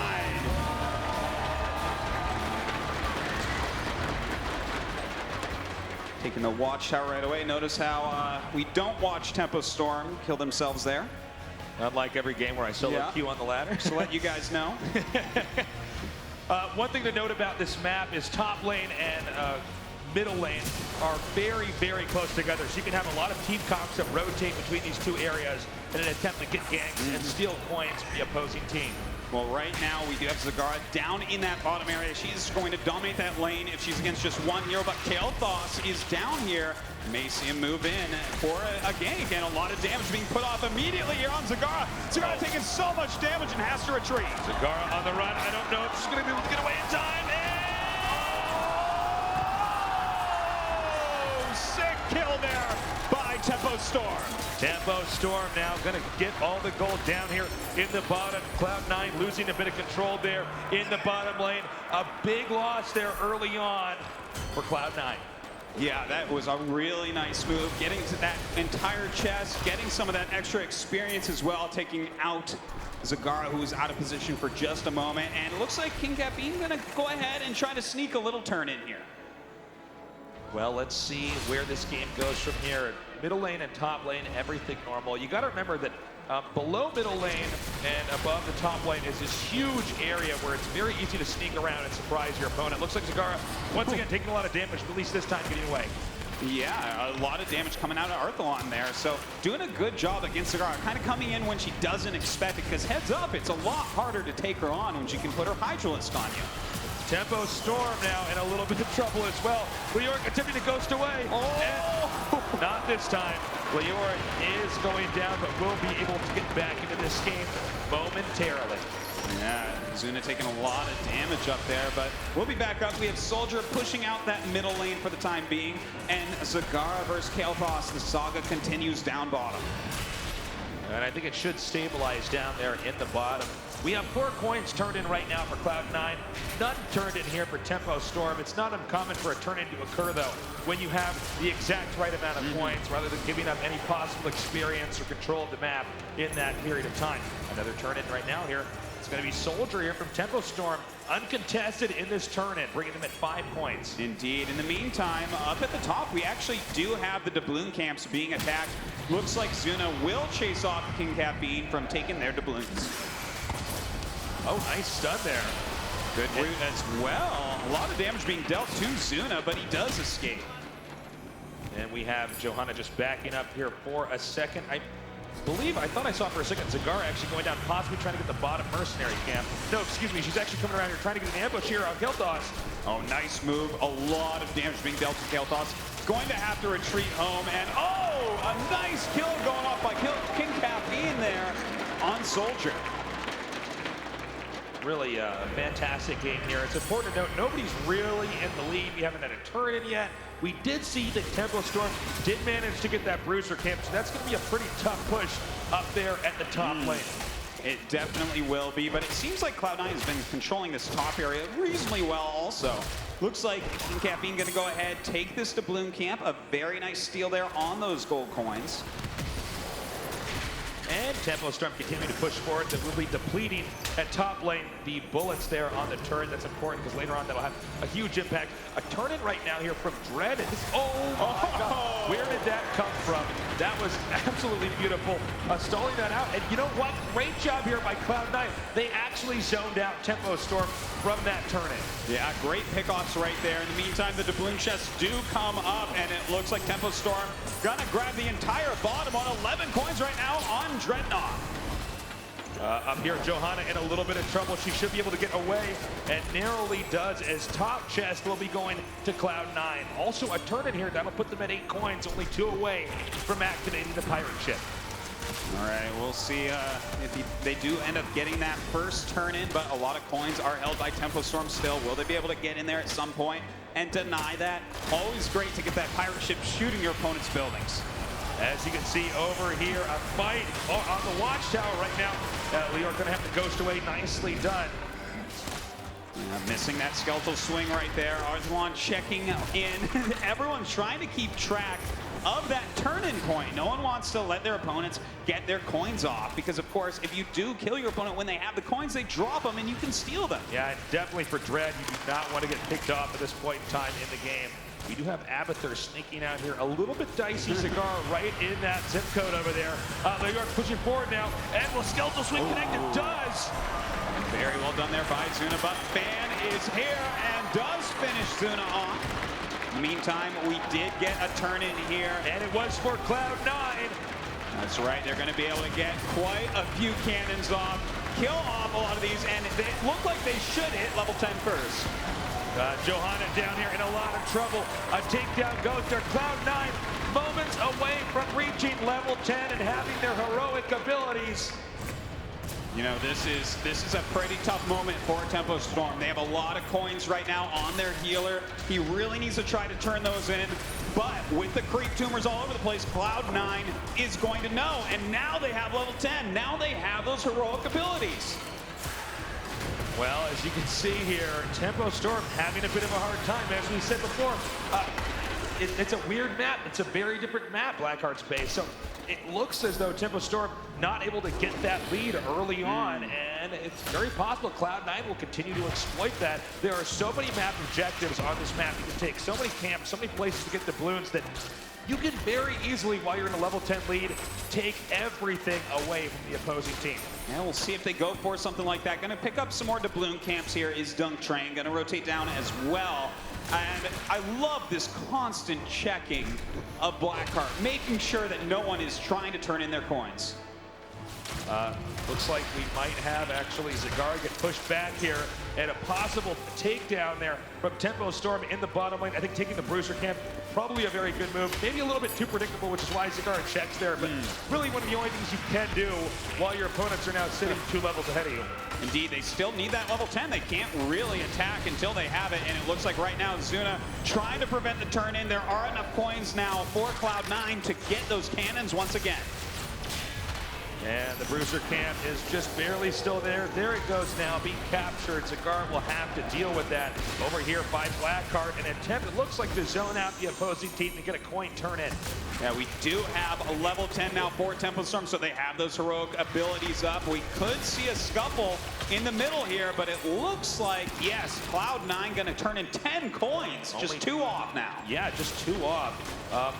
Tempo Storm having a little bit of a hard time. If that second pirate ship is used, that's going to be a ton of damage, really breaking down a lot of the infrastructure here that Tempo Storm needs in order to have control of this map. Well, right now they are going to try to grab a couple more coins to turn in here. In the meantime, with Dreadnaught, you see him here, 15 coins. This is an issue. If he ends up going down, that could end up costing them the game. Yeah, that's very true. He's just never been able to get over there and actually deposit the coins. We do have a turn-in coming in over here. And there it is, guys. Cloud9 once again making it happen.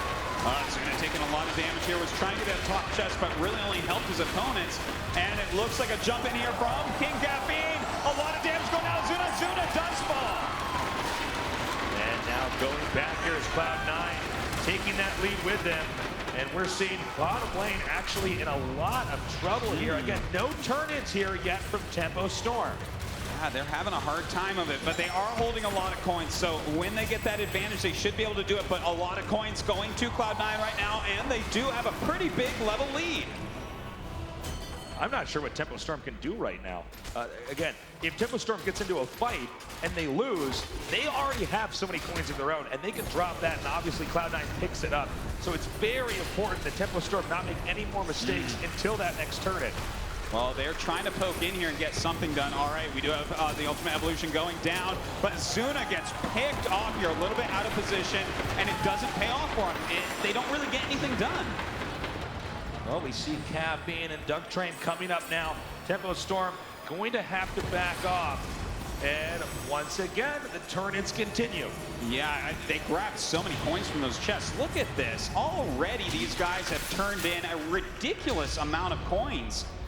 Like 31 coins turned in against 5 so far this game. So that's a pretty big lead by Cloud9. Coming back now, Cloud9. They seem to just be able to take all the map objectives. Tempo Storm is aware of the dilemma that they're in for the time being, but they know that if they make any mistake, there's just not anything that they can do. Well, let's see if Tempo Storm can start coming back here at some point. They're about to hit that level 13 talent tier, which is very, very important. They still have a lot of coins, so when they start to turn them in, that'll be fantastic. You can even have multiple turn-ins in a row, right? Yeah. I mean, you win a fight, and you get later and later in the game, the death timer longer and longer. Oh, and we also, looks like, yeah, we're going to have Jaina just come up here and peek at the boss, making sure Tempo Storm isn't going to do anything sneaky. You saw Tempo Storm try that in game number 1. Well, right now we do have Zuna trying to hurt King Caffeine. He will jump out of there, pushing back on Jaina as well. Jaina trying to run, but nice Wraithlock forward there by Zuna. But is this too far? Oh, man, actually, whoa, a little bit of a misplay there, but it's okay. Jaina still does go down Bjork, though, so now it's a trade. Indeed it is. Looks like, though, King Caffeine going to be able to pick up those doubloons. More and more coins going to their side. Meantime, Arthelon going to go ahead, clear this out. Dream coming up here, and you know the creep. We haven't really highlighted this yet, but the creep spread here is so good. There's really no way that Tempo Storm can do anything sneaky and actually make it work, because Cloud9 is always going to be prepared. Well, you know, they're going to have to clean that all up. And between Rhaegar and Johanna right now, that Burning Rage, they should be able to do so. Now, here we go. They're actually going after King Caffeine right now, blowing him up, and down he goes, dropping quite a few coins. That's a big deal. Nice job with the Baitlinks from Zagara, hitting Dread there and denying him a turn it again. 70 points, still not deposited. However, Cloud9, the numbers are shrinking here. A lot of damage being dealt to Zagara. She's going to have to back up for the time being. Dreadnaught going to finally turn in some coins. In the meantime, we do have a lot of damage being dealt. Zuna does fall once again. Coming up here. Oh, Johanna getting slowed down. Oh, missed a stun there, though, by Tyrande. Can Soldier get out of here? This is the big deal. Oh, nice inception by Dreadnaught. But the mob comes up. There's 9 coins right now on Soldier. Can they kill him? And they do. Stealing those coins. Rotating back to Blackheart is exactly what they need to do. Another turn-in would be huge here for Cloud9. All right, Zuna is back up, has to back into the base and get some healing going, but Abathur is starting to get some of this split push going as well. That's a good job, and their cannons will end, but there are so many coins right now for Cloud9. The turn-ins are coming in now, and this will be the third pirate ship to be activated here for Cloud9. As you can see, infrastructure disappearing rapidly for Tempo Storm. Indeed it is. They're in a tough spot, but you know what? Both teams are on level 16. It is absolutely still anyone's game. This is a crazy map, and we have no idea how it is going to turn out. We do see Zuna grabbing a lot of coins up here, but he has been taken out a lot of times this game, so I wonder if he can keep those coins until the turn-in. Abathur is going to have to relocate here. Not a safe spot to keep him for the time being, as bottom lane is getting whittled down very quickly. Well, it looks like that bottom port should be going down, and in fact, it does fall. Now they just have their keeps left. That's it. But we do have a pretty good push by Abathur in that top lane. In the meantime, here we go. It looks like Zuna being rooted for the moment. We do have Soldier going forward, throwing out his heroic, but DunkTrain with a wonderful tranquility. Actually getting Johanna, excuse me, really low, but the beautiful ancestral there. March of the Black King is not enough, and so many coins are going to Cloud9. Oh man, and they are just jumping all over this, gonna knock out that Ultimate Evolution of Kaeyoh, and it looks like they've stolen all the coins. Beautiful moves by Cloud9. They are in such an advantage here. And there the turn-in goes. It's happening again. Cloud9 just able to get everything under control. The map right now for Tempo Storm, a dark, scary place. However, they are pushing in that top lane. That is something that may come in to be a factor later on. Don't forget, Boss is in the top center. That's on right. This map. That's a really important lane to push in. You never know. Maybe Tempo Storm comes back by winning a team fight and getting that boss.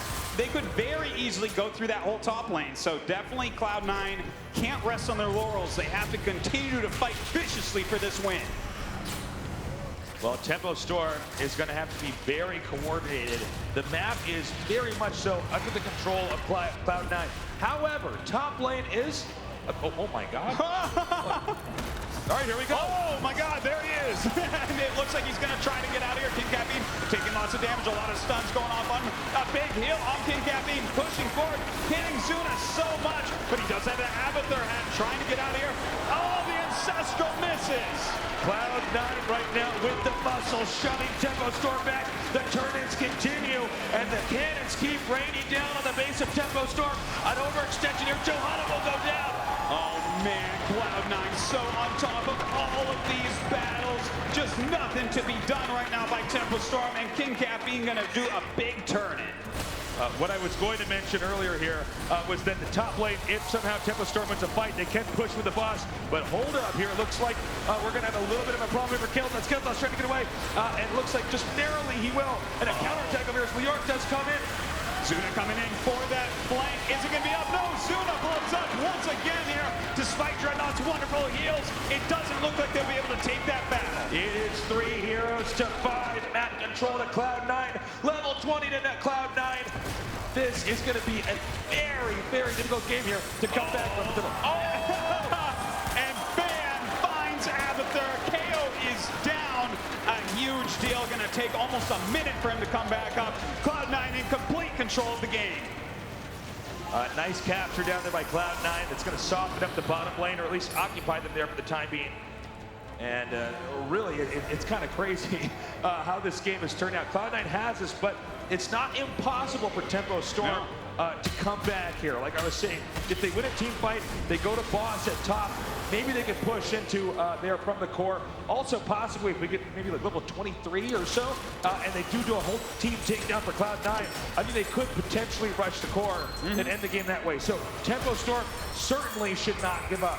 No, certainly not. They are trying their best at this moment. Abathur is almost up, but don't forget, they don't have level 20 yet, so any fight is going to be very tough. Cloud9 has that hero talent. But hold on, we actually have Zuna being attacked once again. He's holding 4 points. He can't lose his. No, he goes down. A beautiful route there by Malfurion. New York is taken down. The coins do go to the depositories of Cloud9. Cloud9 probably going to be making a beeline over here to Blackheart as soon as possible. Well, it looks like once again going back towards Blackheart. They have a lot of coins. They don't want to drop these and lose them like we've been seeing happen to Tempo Storm quite a bit. Looks like we're going to have Zuna actually go in Hearthstone. You don't see that on Leoric too often, but will get out of there. More cannons being unleashed now by Cloud9. Problem for Tempo Storm is there's just not much they can do. I think this might actually be an ideal moment, by the way, to possibly go for the boss. If they can clean up this top push here with the Bruiser camp coming out here. Oh, that's not good. You can see definitely Tempo Storm having a very difficult time this game. Well, it looks like they are going to go ahead and start this boss. Tempo Storm does not have level 20. It's going to make the engagement much harder. And in fact, they're not even going towards it. They may just go down towards the Pirate and try to get a turn in.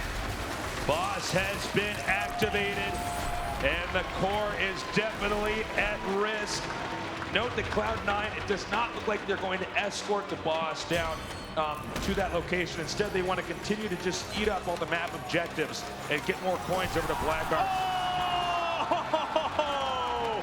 That owl interrupting the turn-in here with the 15 doubloons on Dreadnaught. Just a crazy move by Keiwan Pro. And now Tempo Storm has to get back, has to go into a safe position because the boss still a big problem over here. Once again, Murning coming up here. The ball from Zagara. They can combo their abilities pretty effectively here. Beautiful. He does ancestral himself, but down he goes, dropping 15 coins. Joanna under assault right now. A lot of damage being dealt. A jump over by King Caffeine. Will it be enough? It looks like Soldier going to stay alive, and in fact, King Caffeine with 18 coins might end up going on. No! The 20s are hit, and we do have Soldier barely making it out. The boss still hitting the core. Not many buildings remaining here for Tempo Storm. They are so close to closing this out. We have two heroes against just one of them being Abathur. This is a very tough situation, but hey, this is very low health for Cloud9, so they're being careful. Fan backing up. Oh, a lot of damage on Fan trying to get out of here. King Caffeine trying to jump out. Oh, 9 coins on. He's almost dead at the moment. Arthelon going for the kill. Takes out Jaina. The retreat back was fairly effective there from Cloud9, only losing Jaina. They have to make sure that they don't overextend in a moment like this. Leoric right now, Zuna just in the chase. It's going to have to be good teamwork here to get on it. It's not enough. They do get the takedown there. Tempo Storm needs just another kill or two, and maybe they can start to engineer potentially some kind of a comeback. But as I say that, Zuna goes down. Beautiful ice block there by DunkTrain. He was getting so low, but luckily for him, Zagara coming in and saving him. King Caffeine going to turn in his 9 coins now.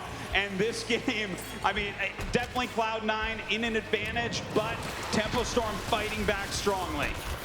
Yeah, Tempo Storm still, keeping the cool, doing a very good job of really focusing in here. It's 1 or 2 mistakes here from Cloud9, and Tempo Storm absolutely can still come back.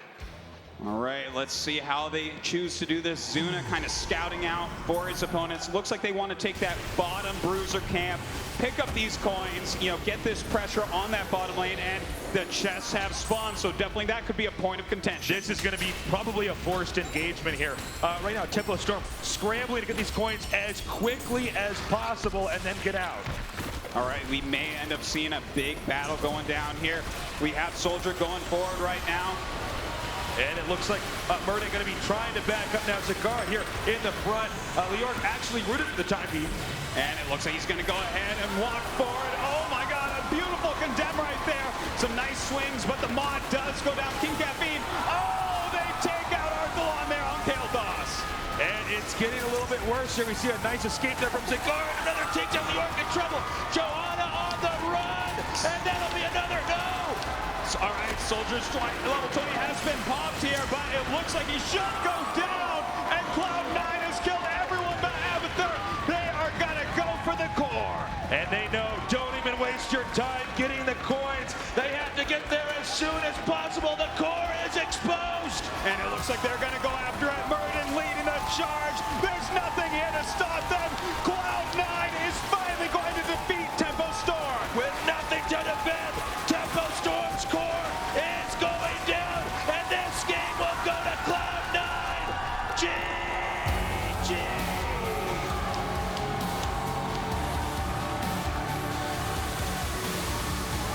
They've done it. They managed to do the unthinkable.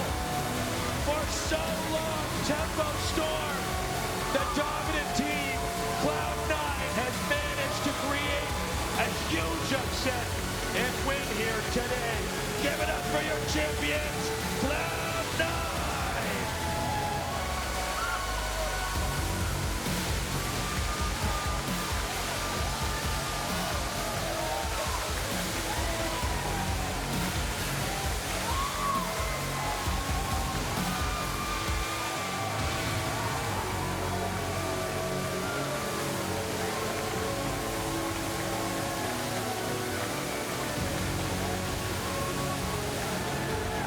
Unbelievable. You know, it's crazy because we had the 2-0 lead there at the start for Cloud9, which we were thinking, oh my gosh, is it going to be like a 3-0? Then Tempo Storm does the right adjustments. And from there, we got to the final map, game number 5 on Blackheart's Bay, and they really knew exactly what they needed to do. Incredible story, incredible games. What a treat. Just a fantastic series. Couldn't have asked for it to be any closer than it was. You know, Tempo Storm, they have been the dominating team in the region, but finally there's an upset, and in the most important tournament that there is. All right, that's it for us tonight, guys. We're gonna go to the main stage. Take it away, guys. Cloud9, please come receive your trophies. Join us center stage. Thanks, man. Cloud9, I mean, a summer full of developing this story, and now Cloud9 is your best team in North America, ladies and gentlemen.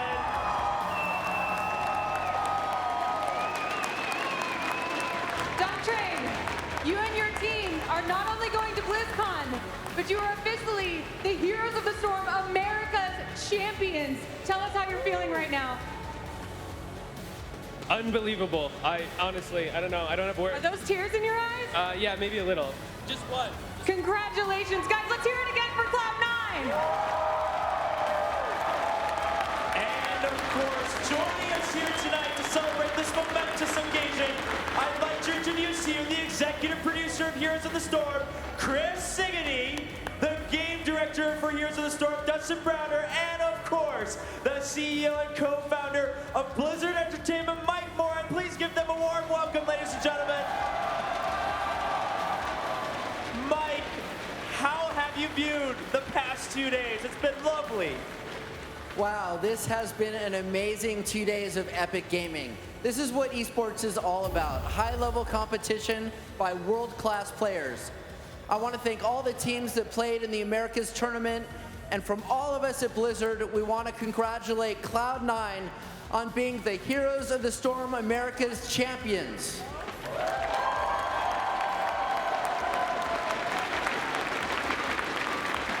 Thanks to all of you for watching, and we look forward to seeing you at BlizzCon. We are looking forward to that as well. Mike, thank you all so much for joining us. I think we can all agree this has been one of the most momentous occasions in Heroes, and I am so thankful to have shared it with you. On behalf of our commentators, on behalf of production, on behalf of everyone here, thank you so much for being a part of this. Thank you, everyone. We'll see you at BlizzCon. Good night.